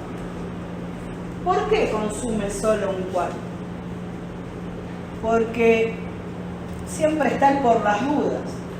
Yo estoy tranquila, estoy dando clase, no me canso, no me agito, consumo 1/4 de todo lo que estoy transportando. Ahora, si yo tengo que salir de pique, bajo, subo la escalera, vengo, yo no voy a consumir 1/4, voy a consumir un poquito más, pero voy a transportar siempre lo mismo, porque mi función pulmonar va a ser la misma, mi función cardíaca va a ser la misma. Si yo estoy enferma, tengo fiebre, estoy hipercatabólica, ¿voy a consumir lo mismo? No, voy a consumir más. Si yo hago deporte, ¿voy a consumir lo mismo? No. Entonces, siempre el organismo tiene una reserva por las dudas. ¿Sí? Ahora, ¿qué pasa si yo tengo una enfermedad cardíaca, tengo una enfermedad pulmonar, estoy anémica? ¿Qué va a pasar con ese transporte de oxígeno? ¿Va a ser el mismo? No, va a ser menor. ¿Sí? Entonces, lo mismo, por más que sea menor, que yo tenga anemia, que yo tenga una enfermedad pulmonar, no me va a afectar. ¿Cuándo me va a afectar?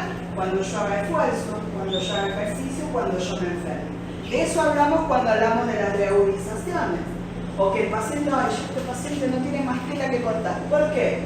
Porque está tan al límite su transporte que cualquier cosa que lo haga esforzarse no va a tener ese resto. Y tiene mucho resto, tiene 3/4 de sobra. Pero el organismo siempre es sabio en ese sentido. Siempre te da de más por si las moscas. ¿Sí? ¿Viste cuando vas a cortar? ¿Cuánto que digas 1 metro de elástico? Una columna, 1,10 metros por las dudas, a ver si tengo cortado, me sale mal. Total, si sobra, sobra. Y más vale que sobre y no que falte, decía mi abuela siempre. Porque si falta estamos jodidos. Ahí empiezan a aparecer las lesiones, las disfunciones y los daños a los órganos. Bien. Bueno, nada. Esto después si quieren lo leen, no me interesa nada. Curva de sucesión de la hemoglobina, no. Bien. De acá. Esto tampoco.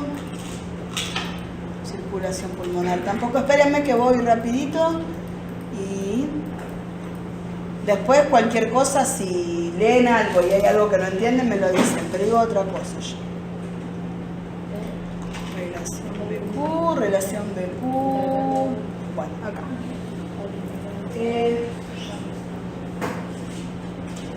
Nosotros hablamos de todo lo que estuvimos viendo, lo que podemos deducir es que siempre tenemos que tener una buena relación entre lo que es la ventilación y lo que es la difusión, porque de eso va a depender la distribución a todo el organismo, ¿sí? Nosotros sabemos que siempre se acuerdan la zona de Weber, de BQ, que era una zona de más ventilación, más perfusión, y en el medio de esa zona. Bueno, hay veces, y esto viene un poquito de lo que estaban hablando por acá antes, estamos interconectando, donde por alguna causa empiezan a haber trastornos en lo que es la ventilación o en lo que es la perfusión. Los casos más comunes que vamos a ver en lo que son las patologías respiratorias son los trastornos de la ventilación. Y los trastornos de la ventilación muchas veces se van a traducir en hipoxemia. ¿Sí? Ahora, si yo tengo que mantener una relación BQ y tengo hipoxemia, quiere decir que mi B va a bajar. ¿Qué pasa? Voy a entrar en shunt, voy a entrar a trabajar mal, porque tengo menos ventilación, tengo mucha perfusión, en realidad lo que hago es dar dióxido de carbono a esta zona que está perfundida. ¿Me van siguiendo? No arranco. Entonces, yo siempre digo que el cuerpo es sabio y compensa. ¿De qué manera puede compensar el organismo esa baja de ventilación? Hablando a nivel pulmonar, ¿no? Bajar el ritmo circulatorio. ¿Bajar? El ritmo circulatorio. ¿Cómo bajas el ritmo circulatorio? Bradicardia. Me muero, hipoxémico y bradicárdico me muero. No necesito hacer bradicardia. Bajar el ritmo circulatorio, dijiste vos. Pensar, no el ritmo cardíaco, el ritmo circulatorio. Presión, ¿no? Volumen minuto tampoco. No, porque ¿de qué habla? ¿De volumen minuto cardíaco? Estamos hablando a nivel pulmonar, pero ¿cuáles serían los mecanismos para bajar el volumen minuto cardíaco? Bajar el volumen, bajar la eyección sistólica o bajar la frecuencia, me mata el paciente. Estamos hablando de, yo bajo el volumen. Estamos hablando de relación ventilación-perfusión. ¿Dónde se da la relación ventilación-perfusión? ¿En qué órgano? Pulmón. Hablemos de pulmón. Está bien, sí, de bajar la demanda circulatoria. ¿Cómo hago para bajar la demanda circulatoria? Bajar la presión, los sectores. Ni la frecuencia es respiratoria, no estoy haciendo nada con lo circulatorio. Estamos hablando del pulmón, yo le estoy dando una ayuda, porque la relación BQ es en el pulmón. Si yo bajo la presión, bajo todo, mato al paciente, porque lo entro yo, así que no olvidemos no de lo sistémico. Vamos a lo pulmonar, después hablaremos de lo sistémico. Relación BQ, porque viene enganchada otra cosa que habían comentado acá. Si no me ¿Qué va a estar aumentada la concentración de dióxido de carbono entonces? Podría llegar a estar aumentada, como no lo sé, según cuál sea el mecanismo de la hipoxemia, que no lo vemos. Cualquier sea la causa de hipoxemia. ¿Qué es la ventilación disminuida? Tengo ventilación disminuida, por lo tanto el paciente va a estar shunteado. No puedo hacer nada. Supónganse que yo tengo un paciente que es un EPOC crónico, que el tipo tiene 50 PO2 y no hay forma de mejorarlo porque el tipo tiene todos los pulmones volando. Tengo B. ¿La B la puedo mejorar? No. La Q. Vuelvo a lo que estás diciendo. Bajar la demanda circulatoria o bajar el ritmo circulatorio. ¿De qué manera puedo hacer más lenta la circulación? Hacer una vasodilatación. ¿Una vaso? Una vasoconstricción. Hago una vasoconstricción. Si yo hago una vasoconstricción, la sangre circula más lento. El poco oxígeno que hay tiene tiempo de pasar. Ese mecanismo se llama vasoconstricción hipóxica. Y es el mecanismo que permite que un paciente crónico, hipoxémico crónico, no se me vaya al demonio y no viva en estado de shunt. ¿Se entiende? Entonces está bien lo que vos decías, claramente tiene que bajar la demanda circulatoria, pero no es a nivel central, es a nivel capilar pulmonar. Entonces la vasoconstricción pulmonar hipóxica se da por ese mecanismo. ¿Tengo hipoxemia? Bueno, vos querés tener poco oxígeno, bueno, yo te mando menos camiones. Si me vas a dar 2 litros de soda, y yo te mando un camión, ¿para qué te manda 15 si van a volver vacíos? ¿Entiendes? Entonces voy más lento. Entonces yo veo un paciente que llega, por ahí el tipo satura, 89, 90 escaso, pero para él está bien. ¿Por qué está bien?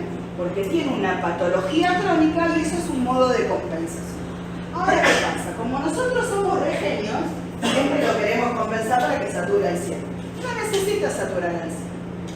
Volvemos al caso de que sea un paciente poco, de muchos años. Viene, ¿sí? Lo interno, el tipo satura 88, 89, vamos a meterle oxígeno. Y de repente le pongo oxígeno, todas las máscaras y el paciente se me va a la mierda. ¿Por qué el paciente se va a la mierda? Se descompensa, se pone estuporoso. ¿Por qué? Porque yo dándole oxígeno, ¿qué hice? Anulé la hipoxemia. Entonces revertí la vasoconstricción hipóxica. ¿Y qué pasó? Volvió a juntarse. Y ahí es cuando empiezan a retener CO2. Acá. ¿Por qué? Vamos a unir las cosas que No vimos. entendí por qué compensó. Porque yo le di oxígeno mucho. Y él está acostumbrado a no tener nada. Entonces, la compensación es la vasoconstricción hipóxica. Si no tengo más hipoxemia, ¿para qué voy a vasocontraer? Entonces vuelve a vasodilatar y sigo con nada de B y mucho de Q. Porque que yo le doy oxígeno no quiere decir que el tipo ventile. ¿Verdad? Entonces, ¿qué pasa con la hemoglobina? La hemoglobina es re ávida de oxígeno. Si yo le saco sangre a un paciente POC, de esos de larga data, crónico, con 50, por ahí tiene 50 de PO2, y el tipo está chocho, pero ¿qué tiene? 50, 60, 70 de PCO2. Son retenedores, eso que vos decías es cierto, ¿sí? Pero está acostumbrado a vivir así. Cuando yo le doy oxígeno y hace esa vasodilatación, o sea, interrumpe la vasoconstricción, ¿qué va a decir el tipo? Tengo oxígeno, mandame camiones que lo lleno, porque a mi hemoglobina amo el oxígeno, me encanta el oxígeno. ¿Y qué hace con el dióxido de carbono? Lo tira a la mierda. Y el dióxido de carbono que viaja libre en sangre, ¿qué me da? La PCO2. Entonces la PCO2 que estaba en 50, 60, se ve 80, 100. Y el paciente, ¿sí? Se descompensa, se pone estuporoso, hace acúmulo, retiene CO2. Por eso es muy importante cuando nosotros recibimos un paciente, salvo que recibamos un paciente en paro, francamente, si el paciente satura 90, dejémoslo, veamos qué es lo que tiene. Si tiene una neumonía, no, pero si el tipo es un EPOC, seguramente en su historial sean los valores que él maneja. El otro día tuvimos un paciente que el tipo manejaba una saturación de 80. Azul era papá pitufo y todos los pitufitos juntos. El tipo hacía 4 años que tenía que usar su máscara, su BNI, jamás la usó. Pretenden que yo lo arregle. Yo no le puedo arreglar nada. A ese tipo le pusiste oxígeno y lo mataste. Claramente, el tipo terminó en terapia los 2 días. Manejaba 78, 80 de saturación. Básicamente incompatible con ninguna función. Entonces, esos pacientes así, en el caso de que pudiera recuperarse, yo no le puedo mandar oxígeno al 100%. Yo no puedo pretender que el tipo sature 100. Que llegue a 89 y yo estoy chocha. Porque si no es peor el descontrol que le hago a nivel orgánico que todo lo demás. ¿Se entienden hacia dónde apuntaba toda esta historia? Todos tienen razón. El tema es unir las cosas que dice cada uno. Y así como van a aprender a estudiarlo. Uno tiró una idea, otro tiró otro y las dos tenían que ver, o las tres tenían que ver. El tema es cómo las uno. ¿Sí? Buenísimo. Genial. Hablando de hipoxemia, porque hablé de hipoxemia. ¿Qué es la hipoxemia? Chan, ya la hipoxemia. La disminución del oxígeno en sangre. La disminución de oxígeno en sangre, hipoxemia. ¿Qué es la hipoxia? Lo mismo pero a nivel tisular. Buenísimo. ¿Qué diferencia hay entre hipoxemia e insuficiencia respiratoria? ¿Es lo mismo un paciente hipoxémico que un paciente de insuficiencia? ¿No tiene que tener menos de 60? ¿Quién? El paciente. ¿Cuál es? Insuficiencia respiratoria. Sí, claramente. La hipoxemia, ¿cuál es el valor? ¿Por debajo de qué PO2? Entre 80 y 60 es hipoxemia, por debajo de 60 es insuficiencia respiratoria. Entonces, para los que ya estuvieron, para los que me tuvieron en SEME, para los que me tienen ahora, cuando yo digo apretan el pomo, aunque sea octubre, es carnaval igual. La insuficiencia respiratoria, la única forma diagnóstica que tiene es por gases. Yo puedo deducir que si un paciente satura 60%, 80%, 70%, está en insuficiencia. Pero el diagnóstico certero lo voy a tener por gases.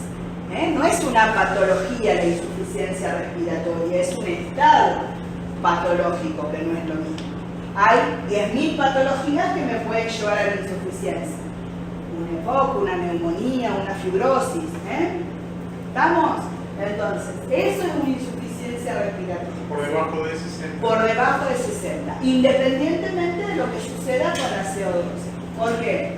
Porque la CO2, depende de la patología, va a estar alterada o no. Si es un EPOC, es probable que sea hipercárnica. Si es una neumonía, provoca hiperventilación. Lo más probable es que sea hipocárnica. Entonces, no me importa tanto la CO2 para definirlo, pero sí la oxígeno. ¿Sí? Sí, la oxígeno. Me perdí. Falta Mónica y me quedo. Hipoxemia, entonces, la diferenciación de la hipoxemia con la hipoxia, de la hipoxemia con la insuficiencia respiratoria, y veamos cuáles son las causas de hipoxemia. Por lo menos hay cuatro, porque me digo en un brazo, hay 4 causas de hipoxemia que tienen que saber. Después hay algunas otras. ¿Cuáles son las causas de hipoxemia? Ya, empezando. Shunt. Hipoventilación alveolar, alteración BQ y la última, alteraciones de la difusión. Después tenemos FIO2, altura, un montón de cosas, pero mínimamente Shunt, alteración BQ, trastornos de la difusión e hipoventilación alveolar. Mínimamente esas 4 tienen. Después puede haber FIO2, como dijimos lo de la altura, eso sí, modificaciones en la presión atmosférica. Pero esas 4, que no se les olvide. Si digo que no se les olvide es porque es pregunta examen. De esas 4 que nombramos, que repetimos, Shunt, trastorno de difusión, hipoventilación alveolar y alteración BQ, de esas 4, ¿cuál es la única que me genera hipercapnia?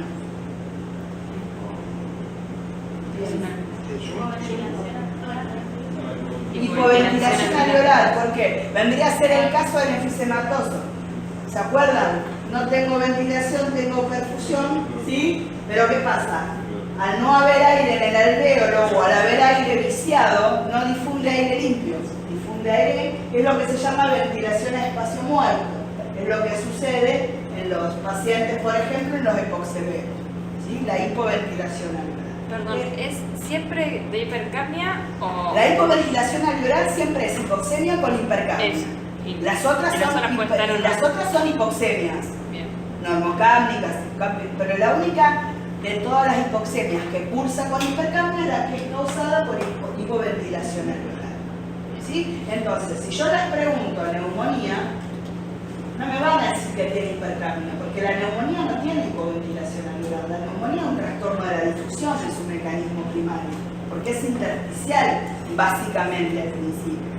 Hay ocupación alveolar, ¿sí? Pero la hematosis se realiza, lo que pasa es que le cuesta, ¿sí? Entonces, así ya sale la fisiopatología, la clínica sale solita, ¿sí? Bueno, eso era lo que les quería decir que no me... Entonces, quedó claro lo de FIO2, quedó claro lo de hipoxemia, quedó claro lo de los mecanismos de compensación, esto de la vasoconstricción hipóxica. Y ya que les pregunté, hablamos de insuficiencia respiratoria, hablamos de FIO2, ¿qué es la PAFI? Otra pregunta súper importante. ¿Qué es la PaFIO2? PaO2 FIO2. La presión de oxígeno que queda con Fracción de aire inspirado.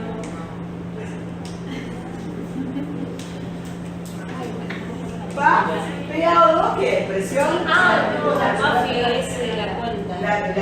El cociente. La PaFiO2 es la relación entre la presión arterial de oxígeno y la fracción inspirada de oxígeno. ¿Sí? En realidad es un indicador de oxigenación, un indicador de intercambio. ¿Sí? Uno es presión arterial de oxígeno sobre fracción inspirada de oxígeno. ¿La PaFi normal de cuánto es? tiene que ser Mayor a 400. ¿Por qué? Porque la presión arterial con el 100 al 0,21 más o menos es arriba del 400. ¿Por qué les pregunto esto?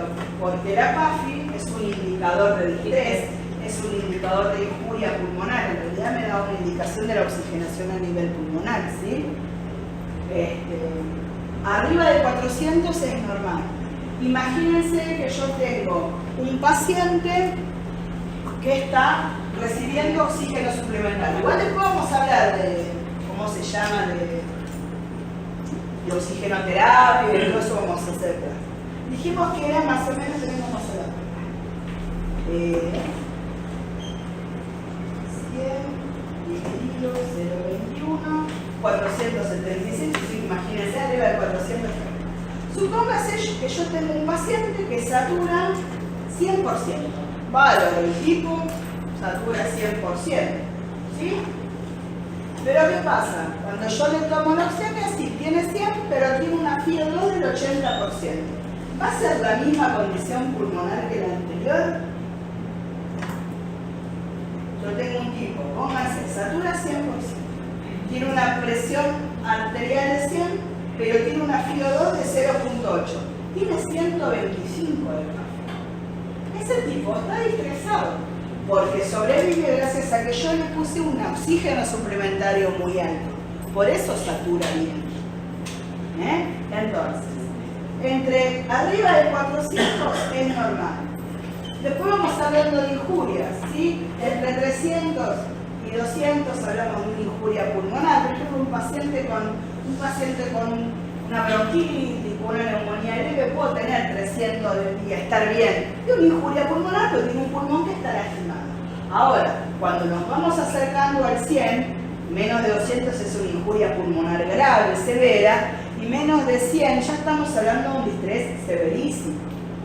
Este paciente está prácticamente distresado. Yo lo veo al monitor y está mejor que yo. Si yo me saturo 97, pero el 0,21.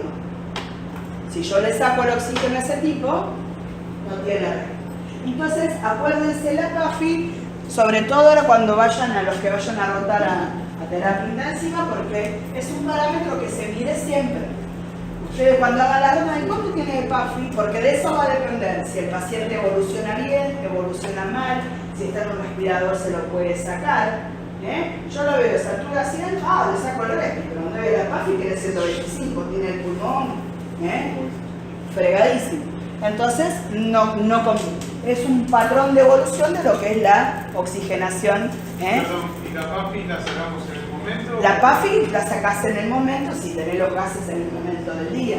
Por ejemplo, en un paciente que está, en un paciente que a vos te pidan, un paciente que a vos te pidan sacarle la PaFi va a ser un paciente que claramente va a estar en terapia monitoreando. A ese paciente vos vas al laboratorio, te fijas los gases del día, vas al respirador, vas a ver la máscara, qué FiO2 tiene, y esa es la cuenta. Ahora después, cuando nosotros veamos ácido base, yo les voy a mandar por el grupo ejercicios que son ácido bases reales y les voy a mandar para que calculen la PaFi y todo. Le voy a poner paciente a tal FiO2 para que ustedes ya se vayan poniendo cancheros. ¿Sí? Igual eso cuando vayan a rotar lo van a ir viendo casi con seguridad. ¿Sí? Bueno. Creo que con la parte de fisio estamos. Así que vamos a tratar de arrancar con la otra mitad si es que no tienen el bocho muy quemado. ¿Bancan un cachito más? ¿Sí? Yo para no atrasarme. Igual después les voy a dejar para que vayan leyendo, para que si no nos vamos a atrasar mucho. Esto también es repaso. Semio ya lo vieron. ¿Sí? Semio ya lo vieron.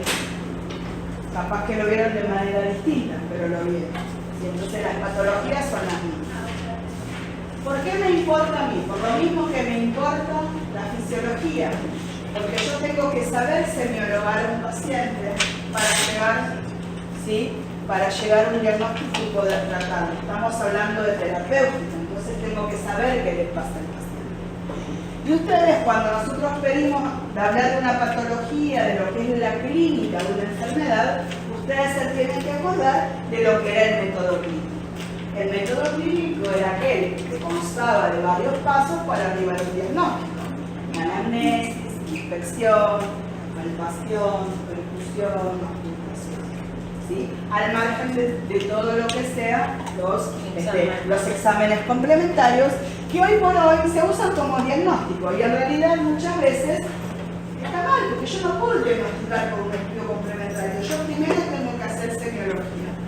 Hago una buena semiología y de ahí pido lo que corresponde. Porque es re fácil. Lo voy a hacer tu 3 días y venir de 3 días. Y capaz que entre 3 días te moriste.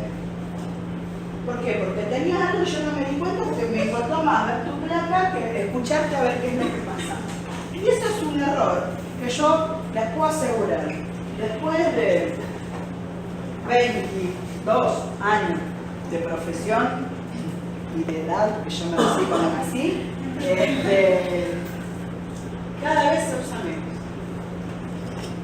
Cada vez se usa menos. Y el que cada vez se use menos la semiología implica que cada vez yo me peleé más, que como una vieja loca. Porque para ellos es todo lo mismo. Te oculto así, tenés una neumonía. No, flaca, tiene modificación, tiene edema, tiene agua, tiene tos irritativa, tiene un edema de pulmón, tiene